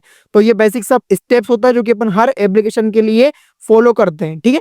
अब नाउ ये सब कुछ होने के बाद मैं आपको ये बताना चाहता हूँ, जो अपना सिलेबस था, ये जो अपना पूरा सिलेबस था, इसमें जो अपन ने कॉमन चीजें पढ़ी कैसे एनएलपी एप्लीकेशन बिल्ड होती है, उन कॉमन चीजों के लिए आपको ये वाला डायग्राम ड्रॉ करके आना है। जब भी बोला जाता है define the NLP application and structure, तो वहां पे आपको दिखाना है कि ये सारी स्टेप्स अपन फॉलो करते हैं एनएलपी के डेटा के साथ। डेटा कौन सा होगा, ह्यूमन डेटा होगा, ठीक है। तो ये सारी एनएलपी की स्टेप्स आप फॉलो करोगे उसको फीड करने के लिए। यहाँ पे एनालिसिस कर ली, यहाँ पे सिंटैक्टिक कर ली, यहाँ पे सिमेंटिक कर ली, what is the meaning of the word, यहाँ पे अपने डिस्कोर्स कर लिया, इंटीग्रेशन दो वर्ड को जोड़ के उनका अलग अलग मीनिंग निकाल लिया, एंड देन फाइनल अपन प्रेगमेटिक एनालिसिस करते हैं जहाँ पर अपन input actual real world application के साथ उसको फीड कराते हैं। तो ये सब कुछ तो हो गया आपका overview and structure. Let's start our video with our first topic, it's all about the context free grammar. क्या होता है, तो बहुत ही सिंपल सा मतलब यह है, एक सिस्टम होता है, ठीक है, एक रूल बेस्ड सिस्टम होता है जिससे कि अपना एनएलपी मॉडल अपने इंग्लिश ग्रामर को लॉजिक को समझ पाता है। तो देखो यहाँ पे लिखा है, is a formal system used to describe the syntax of a language including programming and natural language. जो आपको कंपाइलर की डिजाइन होती है, जो आपके प्रोग्रामिंग लैंग्वेजेस के लिए आपके एडिटर्स बनते हैं, उन सब में जितना भी आप राइट करते हो उनके पीछे जो वर्क होता है रूल बेस्ड वर्क, वो होता है आपका कॉन्टेक्स्ट फ्री ग्रामर का। तभी वो 1 सेकंड के अंदर एरर को डिटेक्ट करती है और आपको रेड रेड शो हो पाता है, ठीक है। तो इसके पीछे भी यही वर्क करता है। इसके कुछ कंपोनेंट्स होते हैं, उन कंपोनेंट्स को तुम यहाँ पे ध्यान दो। कैसे कंपोनेंट, बी, बी का मतलब क्या होता है, it is a collection of variables और अ नॉन टर्मिनल सिंबल। ऐसा समझो कि ये कॉन्टेक्स्ट फ्री ग्रामर के अंदर एक टपल होता है, टपल के अंदर आपकी तीन चार चार चीजें होती है, एक होता है आपका वी, एक होता है आपका टी, एक होता है पी, और एक होता है एस। तो टी का मतलब क्या है, it is a set of terminal. P का मतलब क्या है, it is the production rules consist of both terminal and non terminal, ठीक है। मींस यदि आपको पैराग्राफ बनाना है तो आपको वीओटी को कंबाइन करना पड़ेगा। एंड लास्ट में सेंटेंस क्या है, S is stand for variable, ठीक है, स्टार्टिंग वेरिएबल, यहाँ पे आप चीजें स्टोर करोगे। तो वेरी बेसिक सा रूल था, इन सबको यहाँ पे और डिटेल में एक्सप्लेन अपन ने कर रखा है। बट फाइनली जीएफजी का मतलब क्या है, एक पावरफुल मॉडलिंग टेक्निक है जिसमें अपन हायरार्चिकल स्ट्रक्चर फॉलो करते हैं किसी लैंग्वेज को अंडरस्टैंडिंग कराने के लिए, और उसको ब्रेक ब्रेक करके पार्सिंग के थ्रू अंडरस्टैंड करते हैं पूरे सेंटेंस को। तो आई होप कि आपको ये समझ में आ गया होगा, और पेपर में आता तो आप इसको बहुत अच्छे से डिटेल में एक्सप्लेन करके आओगे। अब ग्रामर के कुछ बेसिक से रूल्स होते हैं, आप सभी को पता है, grammar can be captured using GFG, ठीक है, by defining the production rule such as. आप किसी भी सेंटेंस को आप डिफाइन करो, तो मान लो यहाँ पे सेंटेंस क्या दिया है, द केट ईट फिश। तो यहाँ सेंटेंस दो चीजों से बन के बना है, क्या, पहली चीज तो गई आपकी नाउन पार्ट्स और दूसरा हो गया आपका वर्ब पार्ट्स। तो यहाँ पे क्या हुआ, a sentence consist of noun and a verb, तो एक सेंटेंस बन गया। यहाँ पे फिर क्या है, आपका नाउन के अंदर दो चीजें होंगी, क्या होंगी, a noun parts can be include determiner and a noun. और यहाँ पे फिर आपका वर्ब के अंदर क्या हो सकता है, अब verb parts may be content verb followed by the noun parts. तो इसका पूरा आपका स्ट्रक्चर हो गया एक सेंटेंस के अंदर, ये तीन चीजें तो कॉमन ही होती हैं। तो ये क्या होगा, आपके रूल हो गए, कुछ ग्रामर के रूल हो गए कि भाई सेंटेंस के अंदर ये चीजें आपको देखने को मिलेगी, ठीक है, इस तरीके से। अब यहाँ पे ट्री बैंक क्या है, ट्री बैंक को समझ लो एक तरह का डेटाबेस है। इसके लिए बहुत अच्छा मैं आपको वो देने वाला हूँ एग्जाम्पल डायग्राम का, जिससे आप बहुत इजीली इसको समझ लोगे। Is a database of a sentence annotate with the semantic syntactic structure often the from past tree bank are available and valuable for। अब देखो, जब भी अपन ट्रेनिंग करते हैं, अपन ने अपने जो भी डेटा उसको ब्रेक कर लिया, ठीक है। तो ट्रेनिंग करने के समय पे अपन इवेल्युएटिंग द पार्सिंग एल्गोरिथम, ठीक है, एल्गोरिथम का यूज करते हैं। अभी आगे अपन एल्गोरिथम पढ़ने वाले हैं उसका। Capturing the linguistic phenomena of a language, linguistic phenomena मतलब क्या है, एक scientific study for the any word. तो होता कुछ यूं है कि यहाँ पे आपके एनएलपी टूल के अंदर जब भी अपन पार्सर्स अप्लाई करते हैं, ठीक है, तो आपके दो लैंग्वेज के अंदर दो पार्ट होंगे। जो लैंग्वेज है ना, रो डाटा है, उसके अंदर दो पार्ट होंगे। एक तो वो स्टोर होगा जहाँ पे उसकी आपकी क्वालिटी कंट्रोल लिंग्विस्टिक इन सारी चीजों को आप मेंटेन करोगे। और यहाँ पे ग्रामर क्या हो गया आपका, ग्रामर की भी एनालिसिस करोगे। बट ये होगा कैसे, with the help of GFG, tree bank and your grammar based rule की तरह से। तो यहाँ पे बेसिक मीनिंग क्या था, ट्री बैंक एक तरह का डेटाबेस है जो कि आपके सेंटेंस को एनोटेट करता है और उनमें डिफरेंशिएट करता है कि ये आपका सेंटेस्टिक मीनिंग है और ये आपका सेमेंटिक मीनिंग है। ये पूरा आपको डायग्राम ड्रॉ करके आना है। नाउ अब normal form for a grammars, अब इसका मतलब क्या होता है, एक स्टैंडर्ड रिप्रेजेंटेशन होता है ग्रामर के रूल्स का। सिंपली पार्सिंग एल्गोरिथम की नॉर्मल फॉर्म्स इंक्लूड, जहाँ पे दो नॉर्मल फॉर्म होती है आपकी सीएनएफ एंड जीएनएफ। सीएनएफ का सिंपल सा मतलब होता है each production rule is the form of A to B C and B C और सी ए। इनका मीनिंग क्या है कि देखो यहाँ पे एक नॉन टर्मिनल है जो कि आपको एक्सेस कर रहा है टर्मिनल का, ठीक है। और जीएनएफ का मतलब क्या होता है, एक रूल बेस्ड फॉर्म होती है जिसमें आप एम्प्टी स्ट्रिंग को भी मेंटेन करते हो। इन फ्यूचर यदि आपके पास ऐसे कुछ वर्ड्स नहीं है तो आप उसको कैसे डेमिनेट करोगे, उसको कैसे नॉर्मलाइज करोगे, ठीक है। तो ये दोनों टेक्निक बहुत ज्यादा यूज होती है किसी भी ग्रामर फॉर्म को नॉर्मल करने के लिए। अब यहाँ पे डिपेंडेंसी ग्रामर का मतलब क्या होता है, अब देखो डिपेंडेंसी ग्रामर फोकस करता है आपकी डिपेंडेंसी को, ठीक है, focus on a relationship between words. आप रिलेशनशिप आप कैसे एस्टेब्लिश कर सकते हो, कुछ इस तरीके से, the eat the cat eat fish. तो यहाँ पे ईट क्या हो गया, एक रूट वर्ड हो गया, केट क्या हो गया, सब्जेक्ट हो गया, ऑब्जेक्ट क्या हो गया, फिश हो गया। तो एक रिलेशनशिप एस्टेब्लिश हो गई इन सबके बीच में। तो word depend on each other, it depend the dependency tree. तो डिपेंडेंसी ट्री जिस तरीके से होगा, dependency are commonly use for syntactic and parsing task. तो ये सारी चीजें आप क्यों कर रहे हो, बिकॉज आपको आपकी मशीन को एक कॉम्प्लेक्स सिंटेक्स समझाना है, कॉम्प्लेक्स मीनिंग समझाना है। मीनिंग आप उसको ह्यूमन माइंड किस तरीके से चीजों को समझता है। मैं आपको एक बहुत ही अच्छा एग्जांपल देना चाहता हूं जो करंट अभी मेरे माइंड में आया कि इंडिया में देखो यदि आपको नेचुरल लैंग्वेज के टास्क यदि करना है तो थोड़ा डिफिकल्ट हो सकता है। कैसे, देखो मैं बताता हूँ। इंडिया में यदि आप किसी के पाँव पढ़ते हो, ठीक है, तो आपका जो लेग होता है उसको क्या बोलते हो, आपने पाँव पढ़ा। यदि आप जिम जा रहे हो तो क्या बोलते हो, आपने आज लेग डे करा। यदि आप किसी बड़े महात्मा के पैर पड़ते हो आप क्या बोलते हो, चरण स्पर्श कर लो, ठीक है। यदि आप किसी को लात मारते हो तो आप क्या बोलते हो, एक लात मार रहा हूं, ठीक है। यदि आपको कुछ टूट जाता है तो क्या बोलते हो, टांग टूट गई। तो एक ही चीज है, यहाँ पे बात कर रहे हैं अपन अपने पैरों की, ठीक है, लेकिन अलग अलग ऑब्जेक्ट पे अलग अलग सिचुएशन पे आपने एक ही चीज को कितने सारे नाम से पहचाना। एज अ ह्यूमन ये तो आप समझ सकते हो, बट आपकी मशीन और एनएलपी का जो मॉडल है उसको समझना बहुत ही मुश्किल होगा। इसलिए अपन को इस rule based probability based dependency grammar का यूज करना पड़ता है। सो आई होप कि आपको एग्जांपल समझ में आया हो। प्लीज लाइक करिए, फॉलो करिए, सब्सक्राइब करिए प्रोकोडर जी को, एंड ऐसी अमेजिंग वीडियोस के लिए कमेंट जरूर करिए। और मेरा टेलीग्राम और व्हाट्सएप चैनल ज्वाइन कर लेना, बिकॉज मैं आपको इस हर सब्जेक्ट के लिए इंपॉर्टेंट क्वेश्चन वहां पर प्रोवाइड करवाता हूँ। अब यहाँ पे सिंटैक्टिक पार्सिंग का मतलब क्या हुआ, involves the analyse is a sentence to produce a syntactic structure typically as a tree. अब देखो कुछ भी चार स्टेप होती हैं आपकी पार्सिंग के अंदर। आपका जो भी इनपुट डेटा होगा उसको आप दो चीज में पार्ट करोगे। सबसे पहले आपका लेक्सियर एनालाइजर होगा, फिर आपका पार्स होगा। अब लेक्सियर के अंदर क्या करोगे, टोकन करोगे, फिर टोकन को गेट करोगे। ये सब कुछ यहाँ पे एनालिसिस बार बार होगी, क्योंकि आप टोकन तभी असाइन करोगे, परफेक्ट टोकन जो आपको परफेक्ट नॉलेज मिल जाएगा किसी टेबल का, उसको सिंबल टेबल पे यहाँ पे अपन कनेक्ट करके रख रहे हैं और फाइनल आपका आउटपुट मिल रहा है। तो इसका अंदर दो टाइप होते हैं, ठीक है, पार्सिंग के दो टाइप होते हैं। एक होता है आपका कंसिस्टेंसी और एक होता है आपका डिपेंडेंसी। कंसिस्टेंसी क्या करता है, ब्रेकिंग सेंटेंस इनटू अ सब पार्ट्स, और डिपेंडेंसी क्या करता है, focus on finding the dependency between the words. तो आई होप कि आप ये समझ गए होंगे बहुत ही आसान तरीके से। एम्बिग्यूटी का मतलब सबको मालूम है, किसी भी वर्ड के डिफरेंट मीनिंग होना तो हो जाता है एम्बिग्यूटी। लेक्सिकल का मतलब होता है एक वर्ड का डिफरेंट मीनिंग होना, और स्ट्रक्चरल एम्बिग्यूटी का मतलब होता है एक सेंटेंस का डिफरेंट, एक सेंटेंस से मल्टीपल मीनिंग होना, ठीक है। अब यहाँ पे एग्जांपल मैं आपको बहुत अच्छा शेयर करने वाला हूँ जिससे आप कभी भी इन दोनों में कंफ्यूज नहीं होगे। देखो यहाँ पे लेक्सिकल एम्बिग्यूटी क्या है, the parts of a two or more possible meaning with a single word. अब यहाँ पे एक इमेज दिख रही है आपको, आई शो हर डक। तो अब डक के दो मीनिंग है, डक का मतलब बतख भी होता है और डक का मतलब झुकना भी होता है यदि किसी ऑब्जेक्ट के नीचे अपन है, ठीक है। तो इस वर्ड को अब अपना मीनिंग कैसे समझ पाएगा, with the help of GFC rule, with the help of solo parsing, with the help of dynamic parsing rule की वजह से अपना मशीन समझ पाएगा आप किस वाले डक की बात कर रहे हो। यहाँ पे देखो, the chicken is ready to eat. अब ये आप पे क्या होता है, सेंटेंस का सिंटैक्टिक एम्बिग्यूटी का मतलब होता है एक पूरे सेंटेंस की बात कर रहे हो, और यहाँ पे अपन एक वर्ड की बात कर रहे थे, यहाँ पे अपन पूरे सेंटेंस की बात कर रहे हैं। इस सेंटेंस के दो मीनिंग निकल सकते हैं। The chicken is ready to eat, एक मरा हुआ चिकन आपकी प्लेट में पड़ा है और वो खाने के लिए रेडी है। And some chicken actual chicken is ready to eat. तो देखिए टेबल पे बैठा है, जो खाने के लिए बैठा है। तो आई होप कि आप ये दोनों में जो डिफरेंस समझ गए होगे और इनको बहुत अच्छे से राइट करके आओगे एग्जाम में आता है तो। ठीक है, और आपको नॉलेज शो करनी है यार आपके एग्जाम्स के अंदर राइट करने के लिए। आपको ये नहीं कि टॉपिक आए, आपको यदि किसी ऑब्जेक्ट का सब्जेक्ट का अच्छा नॉलेज है तो आपको हर क्वेश्चन के अंदर आपके नॉलेज को एक अच्छे से रिप्रेजेंटेशन पावर आनी चाहिए, तभी तो आपको अच्छे नंबर मिलते हैं।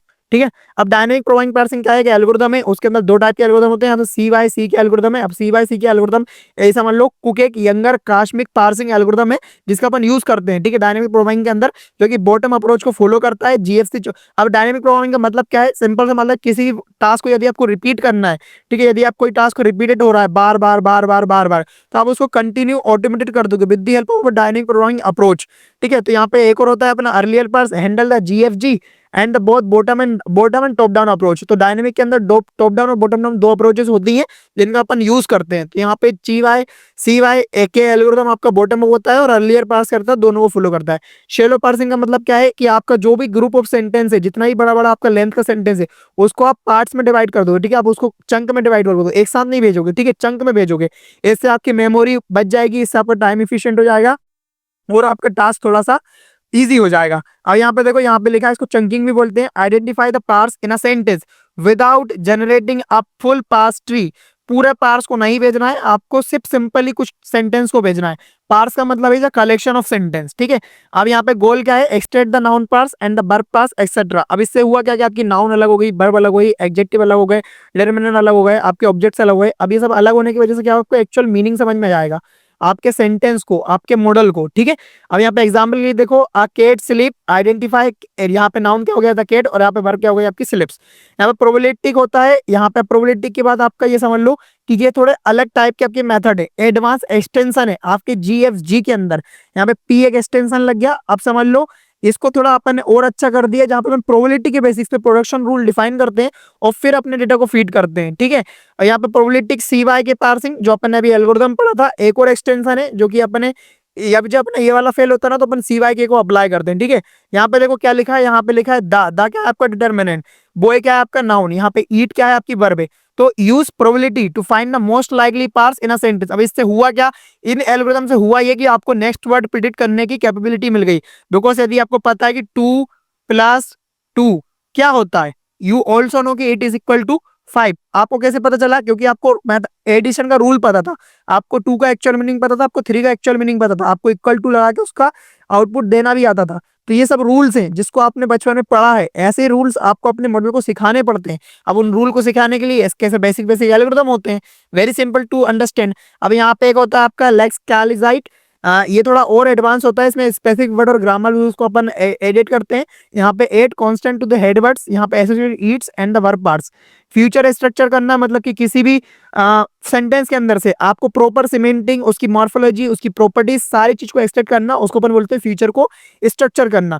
ठीक है, ये केट है, केट के अंदर समझो आपका प्रयोग है आपका प्रूलर्स, क्योंकि यहाँ पे एस लगा था। और पार्ट्स ऑफ स्पीच के अंदर अपन इसको क्या बोल देंगे, नाउन, टैगिंग कर देंगे कि ये अपना नाउन है। बिकॉज क्या है, cat is the object and everyone know what is a noun. Noun a person, place, things, anyone is this living in this universe, it call as noun. तो थोड़ा सा इंग्लिश का आपको थोड़ा सा नॉलेज होना चाहिए इंग्लिश ग्रामर का, तो आप ये वाली यूनिट को अच्छे से समझ सकते हो। ठीक है, यहाँ पे यूनिफिकेशन का मतलब क्या है, दो चीज को कंबाइन कर देना। जब भी अपने पास दो सेट्स होंगे, उनके एट्रीब्यूट्स उनको घड़े को अपन कंसिडर करके उनको कंबाइन कर देंगे। तो यहाँ पे यूनिफिकेशन का सिंपल सा मतलब है, it is a process of merging future structure and check the compatibility. I hope कि कौन सा क्वेश्चन आने वाला है, तो please make sure to complete and take the overview of this video. Requirement presentation क्या होती है, फर्स्ट ऑर्डर लॉजिक क्या होता है, बूट स्ट्रीमिंग मेथड क्या है, बर्ड को अपन कैसे ब्रेक करके उसका सेंस कैसे निकालते हैं, तो all over this thing will cover in this video. अब इसकी इंपोर्टेंस देखो, यहाँ पे वर्ड सेंस, डिसएम्बिग्यूशंस जैसे एनएलपी के क्वेश्चंस आपको लोगों को देखने को मिल जाते हैं। Understanding the meaning of the complex expression, आप कैसे पॉसिबल कराते हो आपकी मशीन्स को, ये सब कुछ आपको इस वीडियो में पढ़ना है। अब जैसा कि आपको मैं ये पूरा फ्लो बता चुका हूँ कि आपका जो पूरा यूनिवर्सिटी का सिलेबस है वो इस वाले डायग्राम के बेसिस पे है। Lexical analysis, syntactic analysis, semantic and pragmatic, ये सब कुछ आपको ऑर्डर बाय ऑर्डर पढ़ना है। ये आपका पूरा सिलेबस है। आप कहाँ से पढ़ना है, वेरी सिंपल, मेरी सारी वीडियोस, सारे लेक्चर को जाके एक्सेस करिए, सब कुछ कवर है। और ये अपना यूनिट 4 है, ठीक है, अब ये सिमेंटिक का मतलब क्या है और प्रैग्मेटिक का मीनिंग क्या है, ये सबसे पहले मैं आपको एक्सप्लेन करता हूँ with the help of real world example. देखो सिमेंटिक का मतलब क्या होता है, किसी भी लैंग्वेज के बारे में उसका मीनिंग का स्टडी करना। यहाँ पे लिटरली मीनिंग इंक्वायरी। अब इंक्वायरी का मतलब क्या है, एक एग्जाम्पल मैंने आपको सामने रखा कि आर यू बिजी टुनाइट, ये एक एक दो पर्सन के बीच में रिलेशनशिप है, जो एक बंदा एक लड़की से पूछ रहा है आर यू बिजी टुनाइट, तो इसका सिमेंटिक मीनिंग क्या निकला लैंग्वेज के हिसाब से कि ये एक इंक्वायरी मैसेज है। ठीक है, बट इसका प्रैग्मेटिक मीनिंग बहुत ही इंपॉर्टेंट होता है, बिकॉज एज अ ह्यूमन अपन चाहते हैं कि अपनी जो मशीन्स हैं वो अपनी ही तरह बात करें, अपनी ही तरह रिप्लाई करें, तभी तो एक नेचर वाला फील आएगा, तभी तो आपकी एप्लीकेशंस बिल्कुल रियलिस्टिक लगेंगी। अब प्रैग्मेटिक मीनिंग क्या निकल सकता है इस सिंपल सी इंक्वायरी का, तो बहुत ही रियल वाला एग्जांपल मैं आपके साथ शेयर करता हूं। देखो meaning depend on the context. अब कॉन्टेक्स्ट का मतलब क्या होता है, प्रसंग। आपने कभी भी देखा होगा आपके जो भी अर्थ होता है, एक प्रसंग होता है, एक संदर्भ होता है। ठीक है, तो हिंदी में ऐसा होता है, बट इंग्लिश में भी ऐसा होता है जिसको अपन बोलते हैं कॉन्टेक्स्ट। तो इसके क्या क्या प्रसंग निकलते हैं, मतलब कि क्या क्या इंटेंशंस निकलते हैं इस वाले सेंटेंस के। तो सबसे पहला सेंटेंस तो क्या हो गया, एक रोमांटिक इंटेंशन हो गया। एक बॉयफ्रेंड अपनी गर्लफ्रेंड से पूछ रहा है क्या तुम आप बिजी हो, यदि बिजी नहीं हो तो इसका इंटेंशन निकला है चलो आज अपन डेट पे चलते हैं, पहला इंटेंशन। दूसरा इंटेंशन निकल गया जेलसी वाला या फिर कंसर्न वाला। ये वाला इंटेंशन हो गया आपका गर्लफ्रेंड का रिप्लाई के बेसिस पे, यदि उसने बोल दिया no I am not busy, इसका मतलब क्या हुआ, उसको ये लगा कि आप ऐसा पूछ रहे हो, यदि वो बिजी है तो किसी और के साथ वो अपनी नाइट स्पेंड कर ले, इस तरीके से। इसका कैजुअल इंक्वायरी हो सकता है, दो पर्सन यदि किसी रिलेशनशिप में है तो बहुत इजीली ऐसी चीजें पूछना बहुत ही कॉमन है, are you visit tonight for the just a comfort. ठीक है, तो ऐसा देखो, ये तो एज अ ह्यूमन आपके लिए बहुत आसान हो गया, बट कैसे आपकी मशीन्स इस चीज को समझ पाएंगी ये थोड़ा मुश्किल है। इसके लिए अपन को इस यूनिट में पढ़ना है रिप्रेजेंटेशंस, रिक्वायरमेंट क्या है, आपकी लैंग्वेज को आप किस तरीके से रिप्रेजेंट करते हो। अब जो आपका पूरा जो सिमेंटिक और जो प्रैग्मेटिक मीनिंग निकले ना, उससे आप ऐसा समझ लो कि सब लोग आपके कोर कॉन्सेप्ट होते हैं किसी भी ह्यूमन लैंग्वेज के। अब किसी भी ह्यूमन लैंग्वेज का मीनिंग ये है कि यहाँ पे सिमेंटिक प्रैग्मेटिक बहुत अलग अलग होते हैं, क्योंकि अपने पास अलग अलग नेशन है, अलग अलग कैटेगरीज है और अलग अलग ह्यूमन लैंग्वेजेस है। तो यहाँ पे फोनोलॉजी, सिंटेक्स, मॉर्फोलॉजी, सिमेंटिक, इन सबको मिलके निकलता है आपका क्या, इंटेंशन। इंटेंशन मतलब कि pragmatic study about any word. Yes, I hope कि आपको ये सेंटेक्स ये सब कुछ बिल्कुल अंडरस्टैंड हो गया हो, बिकॉज मैंने बहुत ही इजीली आपको एक्सप्लेन किया है कि इस यूनिट का पर्पस क्या है। नाउ अब एक एक करके डिस्कस करते हैं उसको अपन कैसे अचीव कर सकते हैं, उस पर्पस को कैसे अचीव कर सकते हैं। तो सबसे पहले रिक्वायरमेंट और रिप्रेजेंटेशन की अपने जरूरत बड़ी क्यों, देखो language representation is a computational system must meet for the following requirements. एक ऐसा सिस्टम बनाना जिससे कि अपन अपनी लैंग्वेज को रिप्रेजेंट कर सके अपनी मशीन्स को। ठीक है, इसका एग्जांपल ऐसे समझ लो कि एक वर्ड है उसका कुछ आउटपुट होगा, बट वो आउटपुट डिपेंड करेगा किस पे, लर्निंग एल्गोरिथम में, कि उसका लेक्सियन क्या है, सिंटेक्स मीनिंग क्या है, सिमेंटिक मीनिंग क्या है, डोमेन मॉडल क्या है और उसका डिस्करेज प्रैग्मेटिक क्या है। इन सब के बेसिस पे आपका आउटपुट मिलेगा, तो आपको परफेक्ट और एक 100% इंश्योर हो जाओगे कि आपका एनएलपी मॉडल परफेक्टली वर्क कर रहा है। अब ये जो रिप्रेजेंटेशन हुई है यही अपन को इसमें पढ़ना है। एक्सप्रेशन एक्सप्रेसिव के अंदर पढ़ना है सबसे ability to represent simple and the complex meaning. ऐसी एबिलिटी होना अपने सिस्टम में जो कि दोनों तरह की मीनिंग को एक्सप्लेन कर सके। सिंपल क्या है, जोन रन कर रहा है, एक सिंपल सा सेंटेंस है जो कि इजीली हैंडल कर जाएगा। अब इसी को थोड़ा कॉम्प्लेक्स बनाते हैं, John run faster than Mary because they run daily, they train daily. ठीक है, ये थोड़ा कॉम्प्लेक्स हो गया कि जॉन इसलिए तेज भाग रहा है या फिर भाग रहा है बिकॉज वो डेली ट्रेन करता है। ठीक है, थोड़ा सा कॉम्प्लेक्स समझ में आया। अब इस चीज को कैसे आप रिप्रेजेंट करोगे, with the help of our algorithm, with the help of our learning rule. ठीक है, with the help of word classifications, इन सब की वजह से अपन अपने लैंग्वेज को अपन अच्छे से मतलब अपन उसको इनपुट दे पाएंगे। ठीक है, एक परफेक्ट फॉर्मेट में इनपुट दे पाएंगे। यदि वीडियो को थोड़ा सा आपको लेंथी लग रहा हो तो आप वीडियो को 2x 1x में भी देख सकते हैं। और please try to join my Telegram and WhatsApp community guys, because मैं आपको एग्जाम्स के लिए इंपॉर्टेंट क्वेश्चन वहां पे प्रोवाइड कराऊंगा। अब यहाँ पे प्रिसीजन, इसका मतलब क्या हो गया, अवॉइड एम्बिग्यूटीज, जितने भी एक वर्ड के डबल मीनिंग है उन सबको अवॉइड करना और एक इंटेंशनल मीनिंग फाइंड करना, ये भी आपका वर्क होता है रिप्रेजेंटेशन के अंदर ही। कॉन्टेक्स्ट सेंसिटिविटी, इसका मतलब होता है, सेंसिटिविटी का मतलब होता है आपके प्रसंग को फाइंड करना। Meaning depends on the context, can you open the door, एक बहुत ही सिंपल सी पोलाइट रिक्वेस्ट है किसी के द्वारा कि क्या आप ओपन कर सकती हो डोर। ठीक है, और इसका अलग मीनिंग निकालना मानना है तो वह है ओपन द डोर, ये एक ऑर्डर हो गया। ठीक है, तो आई होप कि आप इस चीज को समझ गए होगे। यहाँ पे कंप्यूटेबिलिटी का मतलब क्या होगा, रिप्रेजेंटेशन मट allow the efficient processing and the reasoning. जितनी भी सारी चीजें आप अप्लाई कर रहे हो वो एक इफिशिएंट प्रोसेसिंग को अप्लाई करे, आपके क्वेश्चंस आंसर उसका कंसिस्टेंट नॉलेज उसको समझ में आए। Yes, this is all about requirements for representation about your language. अब वो कैसे करोगे, with the help of your logic. आप अपना लॉजिक तो अप्लाई करोगे। देखो लॉजिक का सबसे फेमस यहाँ पे आर्टिफिशियल इंटेलिजेंस के अंदर देखो, first order logic is another way of knowledge representation in artificial intelligence. It is the extension of proportional logic. यहाँ पे प्रोपोर्शनल लॉजिक क्या होता है, यहाँ पे आप आइदर ट्रू और फॉल्स में आपका आंसर देते हो। But in first order logic आपको थोड़े एडवांस कॉन्सेप्ट मिल जाते हैं, जैसे कि आप इजीली अपने नॉलेज को रिप्रेजेंट कर पाओ। देखो it is a formal system to express the reasons about fact and relationship. जिस तरीके से किसी फैक्ट और रिलेशनशिप को अपन अप्लाई करना है तो अपन फर्स्ट ऑर्डर लॉजिक को यूज कर सकते हैं। नेचुरल लैंग्वेज के अंदर इसको दो पार्ट होते हैं, सिंटेक्स जो भी उसका एक्चुअल मीनिंग है और सिमेंटिक। अब सिंटेक्स का मतलब समझ लो, यहाँ पे मैं लिख रहा हूँ लाइक शेयर एंड कॉमेंट, ये हो गया सिंटेक्स। बट सिमेंटिक मीनिंग क्या हो गया कि मैं आपसे बोल रहा हूँ रिक्वेस्ट करके हम्बली कि please share this video, like this video, subscribe pro coder ji. तो दो मीनिंग निकले हैं। अब ये अपन फर्स्ट ऑर्डर लॉजिक से रिप्रेजेंट कर सकते हैं अपनी मशीन को, अपने एल्गोरिथम को। अब इसमें कुछ कंपोनेंट्स होते हैं, कंपोनेंट को आप इस तरीके से समझ लो कि हर एक चीज को रिप्रेजेंट करने के लिए कुछ सिंबल्स का अपन यूज करते हैं। जब भी अपन कांस्टेंट की बात करते हैं तो ये एक अपना यूनिवर्सल होता है कि भाई कांस्टेंट मतलब एनीथिंग, ठीक है, जो चेंज ना हो। यहाँ पे वेरिएबल हो सकते हैं जिसमें आप अपनी वैल्यूज, अपनी चीजों को स्टोर करोगे। यहाँ पे प्रीडिकेट्स हो सकते हैं, जैसे कि आप रिलेशन की बात करो, सिस्टर है, फ्रेंड है, मदर है, फादर है। फंक्शंस हो सकते हैं स्क्वायर, एवरेज, किसी मैथमेटिकल ऑपरेशंस के ऊपर। कनेक्टर्स हो सकते हैं जो आपस में कनेक्टिविटी शो करें। इक्वलिटी शो करने के लिए यहाँ पे इक्वल मार्क्स है। और यहाँ पे क्वांटिफायर्स हैं जिनको भी आगे अपन डिस्कस करने वाले हैं, इनका भी अपन यूज करते हैं अपने लॉजिक को रिप्रेजेंट करने के लिए। तो यहाँ पे कंपोनेंट्स की बात करें तो कॉन्स्टेंट, वेरिएबल, प्रीडिकेट इन सबको पढ़ लिया था अपन ने। अब क्वांटिफायर्स का मतलब क्या होता है, कुछ यूनिवर्सल क्वांटिफायर्स होते हैं जो सभी चीजों के लिए अप्लाई होंगे, जैसे कि ऑल ह्यूमंस आर मॉर्टल, ठीक है। तो क्या हुआ कि मॉर्टल का मतलब क्या होता है, अमर होना, ठीक है, लेकिन ऐसा नहीं है। तो ठीक है, तो यूनिवर्सल हो गया कि भाई कोई भी अमर नहीं है। यहाँ पे एक्सीटेंशियल क्वांटिफायर्स, जिसका मतलब होता है कुछ लिमिटेड चीजों के ऊपर ये अप्लाई होता है, जैसे कि there exist a person who loves Mary. तो ऐसा हो सकता है कि यहाँ पे कुछ लोग हैं जिनको शादी करना पसंद हो। बिल्कुल रियल वर्ल्ड एग्जाम्पल जो कि आपको राइट करके ही आने हैं, तभी तो आपके जो एग्जामिनर होगा, कॉपी चेक करने वाले को पता चलेगा नाउ इस बंदे ने रियल में किसी सब्जेक्ट के ऊपर स्टडी करी है, तभी तो इतने रियल वर्ल्ड और एनालिटिक एग्जांपल्स आपको प्रोवाइड करा पा रहा है। तो आपको डेफिनेटली नंबर अच्छे मिलने वाले हैं। नाउ यहाँ पे एग्जांपल के लिए एवरी कैट ईट फिश, ठीक है, हर एक जो बिल्ली है वो मछली को खाती है। तो ऐसा जरूरी नहीं है, ठीक है। कुछ जो बिल्ली है वो शाकाहारी भी होती है, तो उसके लिए अपन यूज करेंगे किसका, इस एक्सीटेंशियल क्वांटिफायर्स का। तो इसी तरीके से अपन इस तरह से लॉजिक अप्लाई करते हैं आपके हर एक सेंटेंस के ऊपर, उसको अपन रिप्रेजेंट करते हैं कुछ इस तरीके से। तो ये तो एज अ ह्यूमन अपन समझ गए, बट ये वाली जो पावर और रूल की रिप्रेजेंटेशन है ये आपकी मशीन समझ पाएगी। यस, आपको इसी वीडियो में यही समझना था।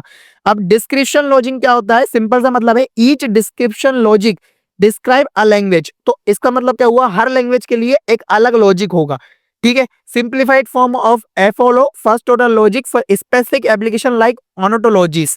ये यहाँ पे की कॉन्सेप्ट होते हैं आपके, कैटेगरी करना। सबसे पहली बात तो दो डिफरेंट कैटेगरीज हो गई। डिस्क्रिप्शन करना मतलब कि ठीक है, ह्यूमन हो गए, स्टूडेंट हो गए, उनके बीच में रिलेशनशिप फाइंड करना। ह्यूमन का मतलब क्या हो गया, टीचर्स, स्टूडेंट का मतलब हो गया स्टडीज। इंडिविजुअल्स मतलब स्पेसिफिक इंटेंशन, जहां पे अपन जॉन या फिर मेरी किसी भी स्पेसिफिक इंस्टेंस के बारे में बात करेंगे, ठीक है। एग्जाम्पल के लिए समझ लो, यदि कोई स्टूडेंट है तो उसका रोल क्या होगा, स्टडी करना। और स्टेटमेंट क्या होगी, every student studies under a professor, ठीक है। तो ये कुछ बेसिक से कॉन्सेप्ट्स हैं जो आपको समझने पड़ेंगे और एग्जाम्पल्स को राइट करना पड़ेगा। यदि थोड़ा भी कुछ डाउट आ रहा है तो अभी टाइम है, आप हमारे को कमेंट करो, हम आपको एग्जैक्टली परफेक्ट आंसर आपके कमेंट सेक्शन में भी प्रोवाइड कराएंगे। सिंटेक्स ड्राइव सिमेंटिक एनालिसिस, इसका मतलब क्या होता है, this approach drive the meaning by analysing sentence and syntactic structure.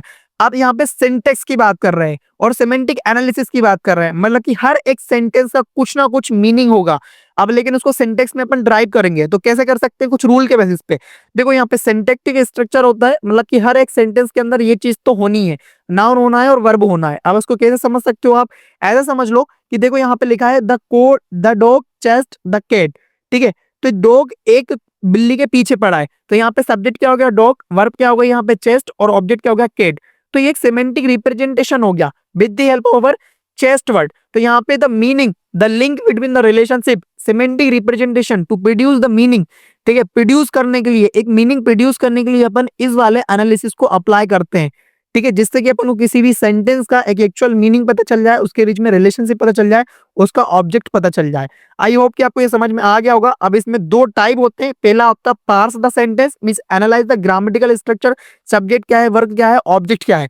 फिर अपन करते हैं जनरेट सम सिमेंटिक अटैचमेंट, मतलब assign the meaning of each programmatic role, जहां पे अपन ने एग्जांपल लिया, यहाँ पे chased is connection between this object verb and situation, ठीक है।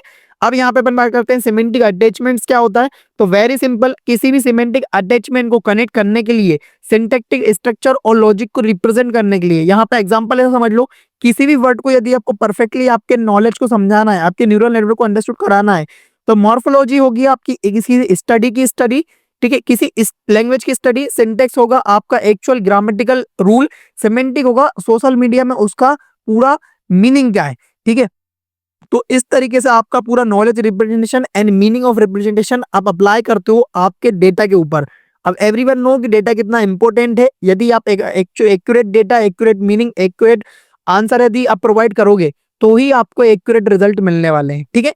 नाउ अब एग्जांपल समझ लो, यहाँ पे कुछ फेमस एग्जांपल, किसी सेंटेंस के अंदर always consist noun and pronoun, या फिर आपकी वर्ब जो होती है वो कंसिस्ट होना ही है। एग्जांपल के लिए जॉन ईट्स एन एप्पल, तो यहाँ पे जॉन आपका क्या हो गया, noun, because a person place thing is called as noun. और वर्ब हो गई आपकी क्या, ईट, ठीक है, जो आपकी इंग्लिश ग्रामर के रूल्स हैं। यहाँ पे सेमेंटिक मीनिंग कौन ने डिफाइन करा, ईट ने डिफाइन करा कि जॉन भाई एप्पल खा रहा है। तो यहाँ पे मीनिंग कैसे पता चला, ईट की वजह से पता चला।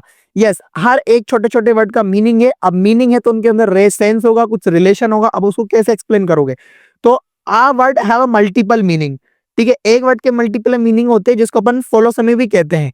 The correct meaning depends on the context, उसका इंटेंशन पे उसका करेक्ट मीनिंग अपन डिफाइन करते हैं। जैसे कि यहाँ पे देखो लिखा है बैट और यहाँ पे लिखा है बैट। अब एक बैट का मतलब होता है चंगालर और एक बैट का मतलब होता है अपना क्रिकेट का टूल। अब डिपेंड कैसे करेगा, तो हर एक वर्ड के दो सेंटेंस निकलेंगे। देखो कैसे, यहाँ पे लिखा है ईट और यहाँ पे लिखा है डिलीशियस। अब ईट का मतलब क्या है कि भाई एक सिंपल सा वर्ड है जो कि बोल रहा है खाना खा लो।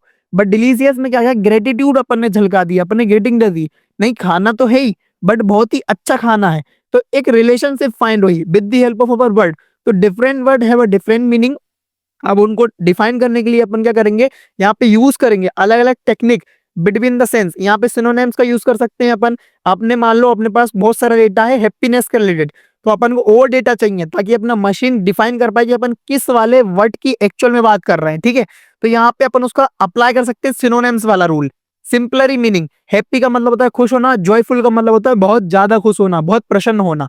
ये इस तरीके से अपन डिफरेंट डिफरेंट टाइप्स अप्लाई करते हैं अपने डेटा के ऊपर, ताकि अपन और ज्यादा डेटा जनरेट कर पाए और वर्ड को, सेंस को, अपने मशीन को समझा पाए। एंटोनिम्स, अपोजिट वर्ड, हॉट का कोल्ड। यहाँ पे हाइपर एंड हाइपोनोमी वर्ड्स भी होते हैं, जैसे कि एनिमल एंड डॉग, ठीक है। यहाँ पे मर्फोनोमी वर्ड भी होते हैं, जैसे कि वर्ड होल रिलेशनशिप, जैसे कि wheel is a part of cars, ठीक है। यस, इट इज पॉसिबल, ठीक है। अब देखो यहाँ पे इतना सब कुछ करने के बाद, अब यदि आप किसी सिंटेक्स को यदि समझाने वाले हो तो उसके कुछ रोल्स होंगे, उस सिंटेक्स में अलग अलग रोल्स अप्लाई होंगे। उन्हीं रोल्स को बोलते हैं द मैट्रिक रोल्स, और उसको बोलते हैं सिलेक्शनल रेस्ट्रिक्शन। क्या क्या हो सकते हैं, यहाँ पे समझ लो आपकी कुछ एंटिटीज हैं जिनको आप रोल असाइन करोगे। अब रोल कैसे हो सकते हैं, रोल्स होंगे आपके एजेंट, पेशेंट और इंस्ट्रूमेंट्स। एजेंट का मतलब क्या हो गया, आपका कुछ भी ऐसा काम जो कि आपका ह्यूमन बीइंग कर रहा है। जॉन ओपन द डोर, तो यहाँ पे John is a human being. The receiver, जो भी कुछ रिसीव कर रहा है, इट इज एनीथिंग, ठीक है। डोर रिसीव कर रहा है एक्शन, ह्यूमन का एक्शन। टूल, यहाँ पे परफॉर्म द टूल एक्शन, बात यहाँ पे की के द्वारा ये चीज होने वाली है। तो यहाँ पे जो रोल्स होंगे बहुत इंपॉर्टेंट होंगे आपके किसी भी एनएलपी टास्क एप्लीकेशंस के अंदर, ठीक है। यहाँ पे सिलेक्शन के लिए समझ लो, आप यहाँ पे करेक्ट और इनकरेक्ट सेंटेंस हो सकता है कि ऐसा, यदि आप चैट जीपीटी से आके बोलो, ठीक है, John eats an apple, this is the correct or not, it will say yes John is able to eat the sample because it is a human being. How the ChatGPT will know, with the help of agent rule, with the help of our word section classification rules. अब you say कि ChatGPT John eats a car, it will say John is a human, it will not able to eat the car, ठीक है। yes, it is the logic, yes, यही अपन को चाहिए था, यही अपन को अपने एप्लीकेशन से चाहिए था कि वो एक परफेक्ट वर्ड का मीनिंग समझ पाए। तो आप समझ गए हो कि रिप्रेजेंटेशन की रिक्वायरमेंट क्यों पड़ी, ताकि अपने वर्ड का सेंस अपन अपनी चीजों को समझा पाए। अब वर्ड सेंस की बात करें तो यहाँ पे डिसएम्बिगुएशंस भी जनरेट होते हैं। अब डिसएम्बिगुएशन का मतलब क्या है, किसी भी वर्ड के बहुत सारे मीनिंग होना, बट उसको एक राइट वे में एक्यूरेट करना, उसको सही करना, करेक्ट करना। देखो यहाँ पे लिखा है identifying the correct sense of a word in context, एक वर्ड का करेक्ट मीनिंग फाइंड करना। यहाँ पे लिखा हुआ है एक example, please open the window to let some fresh air in. तो यहाँ पे विंडो की दो मीनिंग है, एक तो ये वाला मीनिंग है और एक आपका सॉफ्टवेयर का मीनिंग है, because it is a famous term. ठीक है, तो आप क्या समझे कि यहाँ पे इस वर्ड का सेंस, इसका डिसएम्बिगुएशन को रिमूव करना, इट इज ऑल्सो इंपोर्टेंट। आपकी विंडो को समझ में आना चाहिए कि भाई हम कौन सी विंडो की बात कर रहे हैं। ठीक है, अब यहाँ पे कुछ मेथड होंगी सुपरवाइज्ड, बहुत ही सिंपल लेवल डेटा अपन जनरेट करेंगे, उसको क्लासिफाई कर लेंगे और सुपरवाइज लर्निंग अप्रोच से अपना डेटा बहुत इजीली अपन अपने फीड कर सकते हैं। यहाँ पे डिक्शनरी बेस्ड कुछ रूल्स होंगे, जैसे कि अपने प्रोग्रामिंग लैंग्वेज के रूल बोल दो या फिर किसी वर्डनेट के रूल बोल दो, किसी भी लैंग्वेज के रूल बोल दो। ठीक है, यहाँ पे बूट स्ट्रैपिंग होगा, मींस लिमिटेड लेवल डेटा होगा, उसको आइटरेटिवली इंप्रूव करेंगे with the help of antonyms generate करना, सिनोनिम्स जनरेट करना। इस तरीके से अपन अपने एनएलपी के जो अपना डेटा है उस डेटा को अपन क्लियर कर सकते हैं, उस डेटा को एक्यूरेट कर सकते हैं। अब यहाँ पे देखो वर्ड की सिमिलरिटीज भी बहुत ज्यादा हैपन होने के चांसेस है। यहाँ पे चारों वर्ड का मीनिंग बहुत सिंपल ही है। नेबरहुड से मिलके बनेगा आपका कम्युनिटी, कम्युनिटी से मिलके बनेगा नेशन और नेशन से मिलके बनेगी एक परफेक्ट सोसाइटी। तो इन वर्ड के बीच में कुछ रिलेशंस हैं, इन रिलेशंस को समझाना के लिए आपको कुछ रूल का अप्लाई करना पड़ेगा जो अपन ने ऊपर पढ़े। यहाँ पे द सोर्सेज वर्डनेट का रूल करना, थ्री सोर्सेज बेस्ड, डिस्ट्रिक्टरी बेस्ड मेथड, जैसे कि डॉग और कोट के बीच में अपेयर विद द पेट, इस तरह के रूल्स। ठीक है, एक मीनिंग्स अप्लाई करना। यहाँ पे कम पोजिशनल सिमेंटिक्स भी होते हैं, जिसका मीनिंग होता है explain how word meaning combine, एक वर्ड का आप मीनिंग कैसे कंबाइन करते हो, एक सेंटेंस को आप कैसे समझते हो, अपनी जो एनएलपी एप्लीकेशन है वो किसी वर्ड को कैसे समझती है। तो देखो मीनिंग ऑफ द सेंटेंस को समझने के कुछ बेसिक प्रिंसिपल होते हैं। सबसे पहले तो उसको ब्रेक करता है, उसका साउंड क्या है, उसका फॉर्म क्या है, उसका मीनिंग क्या है, उसका इंटेंशनल क्या है। फिर उसमें रूल करता है अप्लाई। एग्जाम्पल लिए John eats an apple, it is possible because of this verb. ठीक है, ईट वर्ब की वजह से अपन को पता चल पा रहा है। देखो ऐसा सिंपल सा है, किसी भी लैंग्वेज के अंदर तीन चीजें हमेशा कॉमन होंगी। क्या होगा, सबसे पहले तो साउंड, कि भाई कहने का मतलब क्या है, कहने का पर्पस क्या है। फिर होगा उसका फॉर्म, उसका लिखने का तरीका, उसके रूल्स, उसके मॉर्फोलॉजी। इन दोनों के बेसिस पे आप समझ पाओगे उसका मीनिंग। ठीक है, यही रूल अप्लाई होता है बेसिक सा। एक आप समझ लो कि आपका जो लार्ज लैंग्वेज मॉडल होता है वो इसी के ऊपर बेस्ड होता है। उसका सेमेंटिक मीनिंग क्या है, उसका प्रमेटिक मीनिंग क्या है, तो ही आपको 100% एक्यूरेट एनएलपी जैसे रिजल्ट मिल पाएंगे।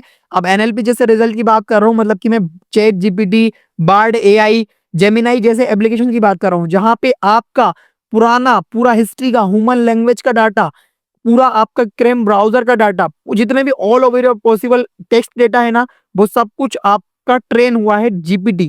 ठीक है, तो आपको इतना एक्यूरेट रिजल्ट मिल पा रहा है। तो वो आज आज इतने सारे कॉम्प्लेक्स टास्क करने के लिए रेडी है। Test analysis, data analysis, code generation, language representation, everything. ठीक है, this is possible because of the data. तो यस, ये जो सारी मेथड थी अपन अपने डेटा को एक्यूरेट करने के लिए, क्लीन करने के लिए, अपनी मशीन को अंडरस्टैंड कराने के लिए पढ़ रहे थे।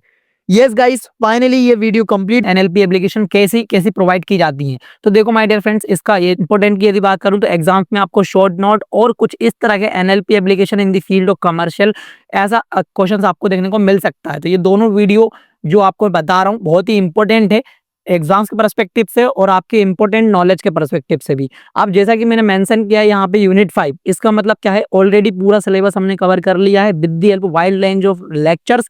आपको डिस्क्रिप्शन में लिंक मिल रहे होंगे सारे नोट्स के, सारी वीडियोस के। प्लीज जाके अभी टाइम है, इन वीडियोस को चेकआउट करो और अपने नॉलेज को एनहेंस करो ताकि आप एग्जाम्स में अच्छे से राइट करो, आपका अच्छे नंबर मिल पाए। तो देखो माय डियर फ्रेंड्स, सबसे पहली मैं बात करूं आपकी एनएलपी एप्लीकेशन की, तो आपने इस कॉमन एप्लीकेशन का यूज तो बहुत ज्यादा किया होगा। व्हाट इज एनएलपी, यदि आप गूगल पे जाके सर्च करते हो तो डिड यू एज्यूम दिस कि आपको कई सारे यहाँ पे रेफर्स आपको सर्चिंग के ऑटोमेटिकली मिलते हैं। How this is possible, with the help of NLP algorithm, with the help of text auto correction methods. जो भी आपकी पास्ट हिस्ट्रीज होंगी वो भी यहाँ पे कुछ कुछ शो होंगी और कुछ उन हिस्ट्रीज से रिलेटेड जो लोगों ने सर्च किया है वो भी आपको यहाँ पे नीचे सर्च बार शो होंगे। Yes, it is application of NLP. आप इसको ड्रॉ करके आ सकते हो, आप अच्छे नंबर्स में फाइंड कर सकते हो। एंड आपका जो स्पैम होता है उसके अंदर जो क्लासिफायर लगे होते हैं कि वो आपका पूरा ईमेल के अंदर स्पैम है या फिर आपका इनबॉक्स में जाना है, it is also decide with the help of our NLP models. How it is it will work, देखो यहाँ पे क्या होता है कि आपके जो ईमेल्स आते हैं उनको वेरीफाई करने के लिए उसके अंदर का जो टेक्स्ट होता है उसको आपको एनएलपी मॉडल को दिया जाता है। यदि वहां पे आपके एड्स जैसे रिपीटेड, आपको टारगेटेड ऑडियंस जैसे वर्ड यदि रिपीटेड आपको मिलते हैं आपके टेक्स्ट के अंदर, मोर देन 10, मोर देन 12, तो उन वाली ईमेल को बोला जाता है स्पैम ईमेल। ठीक है, इस तरह से क्लासीफाई होके आपका जो भी अनऑफिशियल ईमेल होता है वो चल जाता है स्पैम फोल्डर में, और जो ऑफिशियल मेल्स होते हैं वो आपके आ जाते हैं इनबॉक्स फोल्डर में। Yes, it is also application of NLP. Now ये तो था वीडियो की इंपॉर्टेंस और ओवरव्यू की बात। अब अपन पढ़ते हैं अपना पूरा सिलेबस के अकॉर्डिंग क्या क्या चीजें होती हैं और कैसे कैसे आपको एग्जाम में ड्रॉ करना है। इंटेलिजेंट वर्क प्रोसेसर्स होता क्या है? प्रोसेसर तो आप सबको मालूम है, कुछ फेमस हार्डवेयर जो कि आप यूज करते हो। यदि मैं अभी बात करूँ फेमस प्रोसेसर्स की, तो वो प्रोवाइड कराती है आपकी Intel and Nvidia in the field of artificial intelligence. Now intelligent work processor are tool, ऐसे टूल्स होते हैं जो कि एनहेंस करते हैं आपकी प्रोडक्टिविटी को, आपकी लेवरेज को, आपकी एनएलपी टेक्नोलॉजी को। How this it will work? This is the processor, ठीक है, can understand process human language and assist the various task like document creation, data entry and editing. अब आपने देखा होगा कि ये जो टूल्स होते हैं ये आप बहुत ज्यादा यूज करते हो जब आप इन सारे डॉक्यूमेंट के साथ, इन सारी चीजों के साथ काम करते हो। आपने वर्ड में कभी नोटिस किया होगा, आपको ग्रामर करेक्शन के लिए यहाँ पे रेड रेड शो हो जाता है। How this is possible? With the help of NLP applications. यहाँ पे ग्रामर लिए फेमस एप्लीकेशन है जिसका आप यूज करते हो आपकी ग्रामर को करेक्ट करने के लिए। It is also a part of NLP. अब यहाँ पे एग्जांपल के लिए मैंने आपको टूल्स भी एक्सप्लेन कर दिए। यहाँ पे अपना कोर फोकस क्या है? Focus here is to making the work process more efficient through the automation and it pass tool. यही अपना मेन फोकस है। एनएलपी का मेन फोकस है चीजों को ऑटोमेट करना और उनको और ज्यादा स्मार्ट बनाना। आई होप कि आप इंटेलिजेंट वर्क प्रोसेसर को समझ गए होंगे। फेमस एग्जांपल्स आप ड्रॉ करके आ सकते हो, राइट करके आ सकते हो। अब सेकंड जो आपका एप्लीकेशन है वो है मशीन ट्रांसलेशन। किसी भी एक लैंग्वेज को दूसरी लैंग्वेज में कन्वर्ट करना, it is also a part of machine translation and it is a field of NLP. ठीक है, अब देखो यहाँ पे क्या लिखा है कि refers to use to NLP to automatically transfer text from one language to another language. This technology is significantly improved over the year relevant to the deep learning models with the help of Google translation and deep L.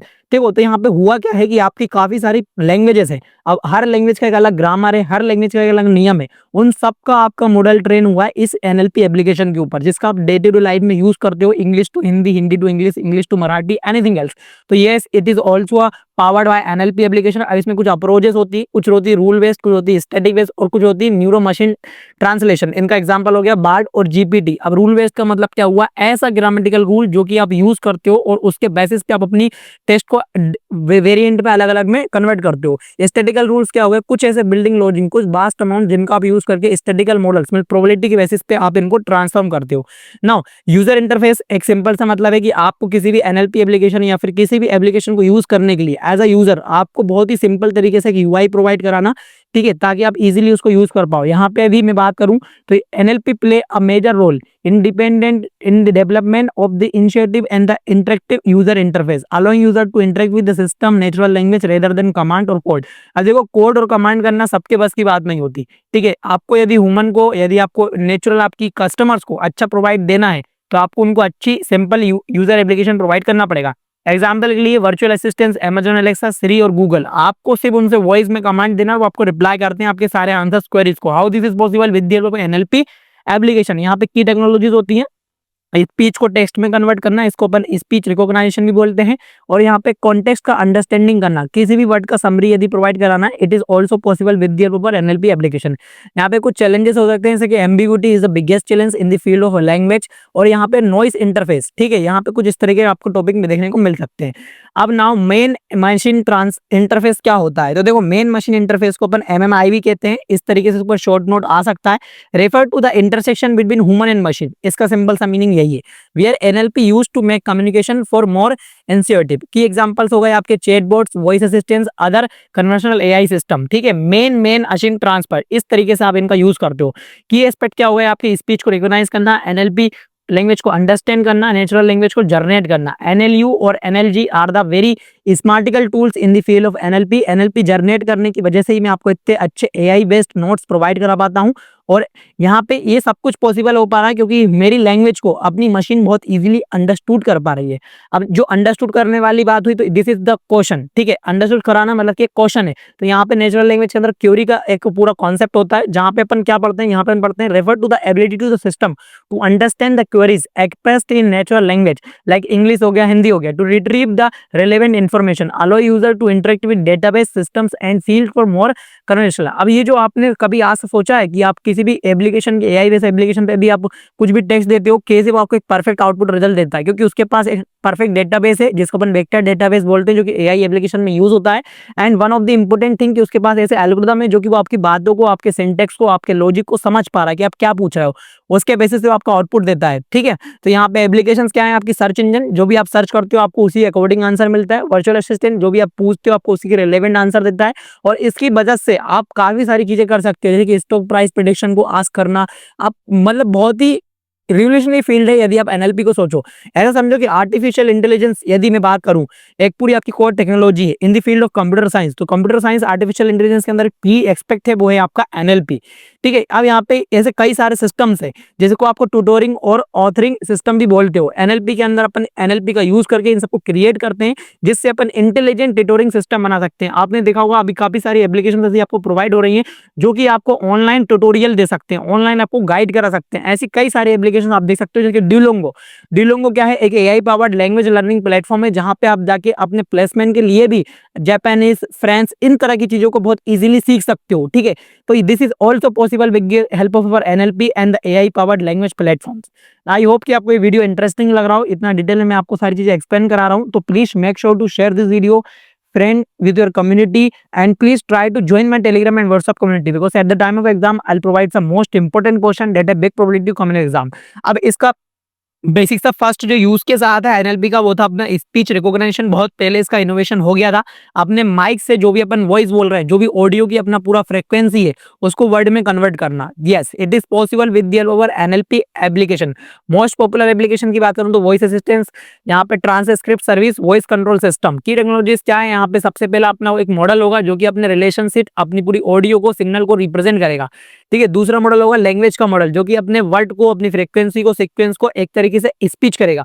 और speaker model जो कि capture करेगा आपके like accent क्या है, speech का pattern क्या है। एंड देन फाइनली आपको जो आउटपुट मिला है, आउटपुट आपको ऐसे मिले गूगल को स्पीच टू टेक्स्ट जो आपने यूज करते हो, it is also basis of this की टेक्नोलॉजी। ठीक है, आई होप कि आपको ये कंप्लीट हुआ। आप जो इंपोर्टेंट एक्सपेक्ट आपके एग्जाम में आया था वो था कमर्शियल यूज इन एनएलपी। तो देखो नेचुरल लैंग्वेज प्रोसेस के बहुत सारे कमर्शियल में यूज है। सबसे पहला तो हो गया आपका चैटबॉट। एनएलपी जैसे चैटबॉट, जैसे चैटजीपीटी जैसे चैटबॉट आपको मिल रहे हैं, जिसकी मदद से आप लर्निंग को 2x 100x आगे बढ़ा रहे हो। टेक्स्ट समराइजेशन, ऐसे कुछ टूल्स हैं जिनके बेसिस पे आप बड़े बड़े पैराग्राफ, बड़े बड़े टूल को, बड़े बड़े आपके जो डॉक्यूमेंट होते हैं उनको पूरा रीड ना करके उनका बेस्ट समरी लेके उनका ओवरव्यू नॉलेज ले सकते हो। ऐसा भी आपके पास एप्लीकेशन मिल सकते हैं। सोशल मीडिया मॉनिटरिंग, यहाँ पे target advertising and hiring and requirement के अंदर भी एनएलपी एप्लीकेशंस और सॉफ्टवेयर का बहुत ज्यादा यूज हो रहा है। इन सबको डिटेल में मेंशन करना, इनके एग्जांपल्स राइट करना, इनके ऊपर डायग्राम ड्रॉ करना, तो आपको बेस्ट रिजल्ट आपके मिलने वाले हैं और बेस्ट आपको अचीवमेंट भी मिलेगा।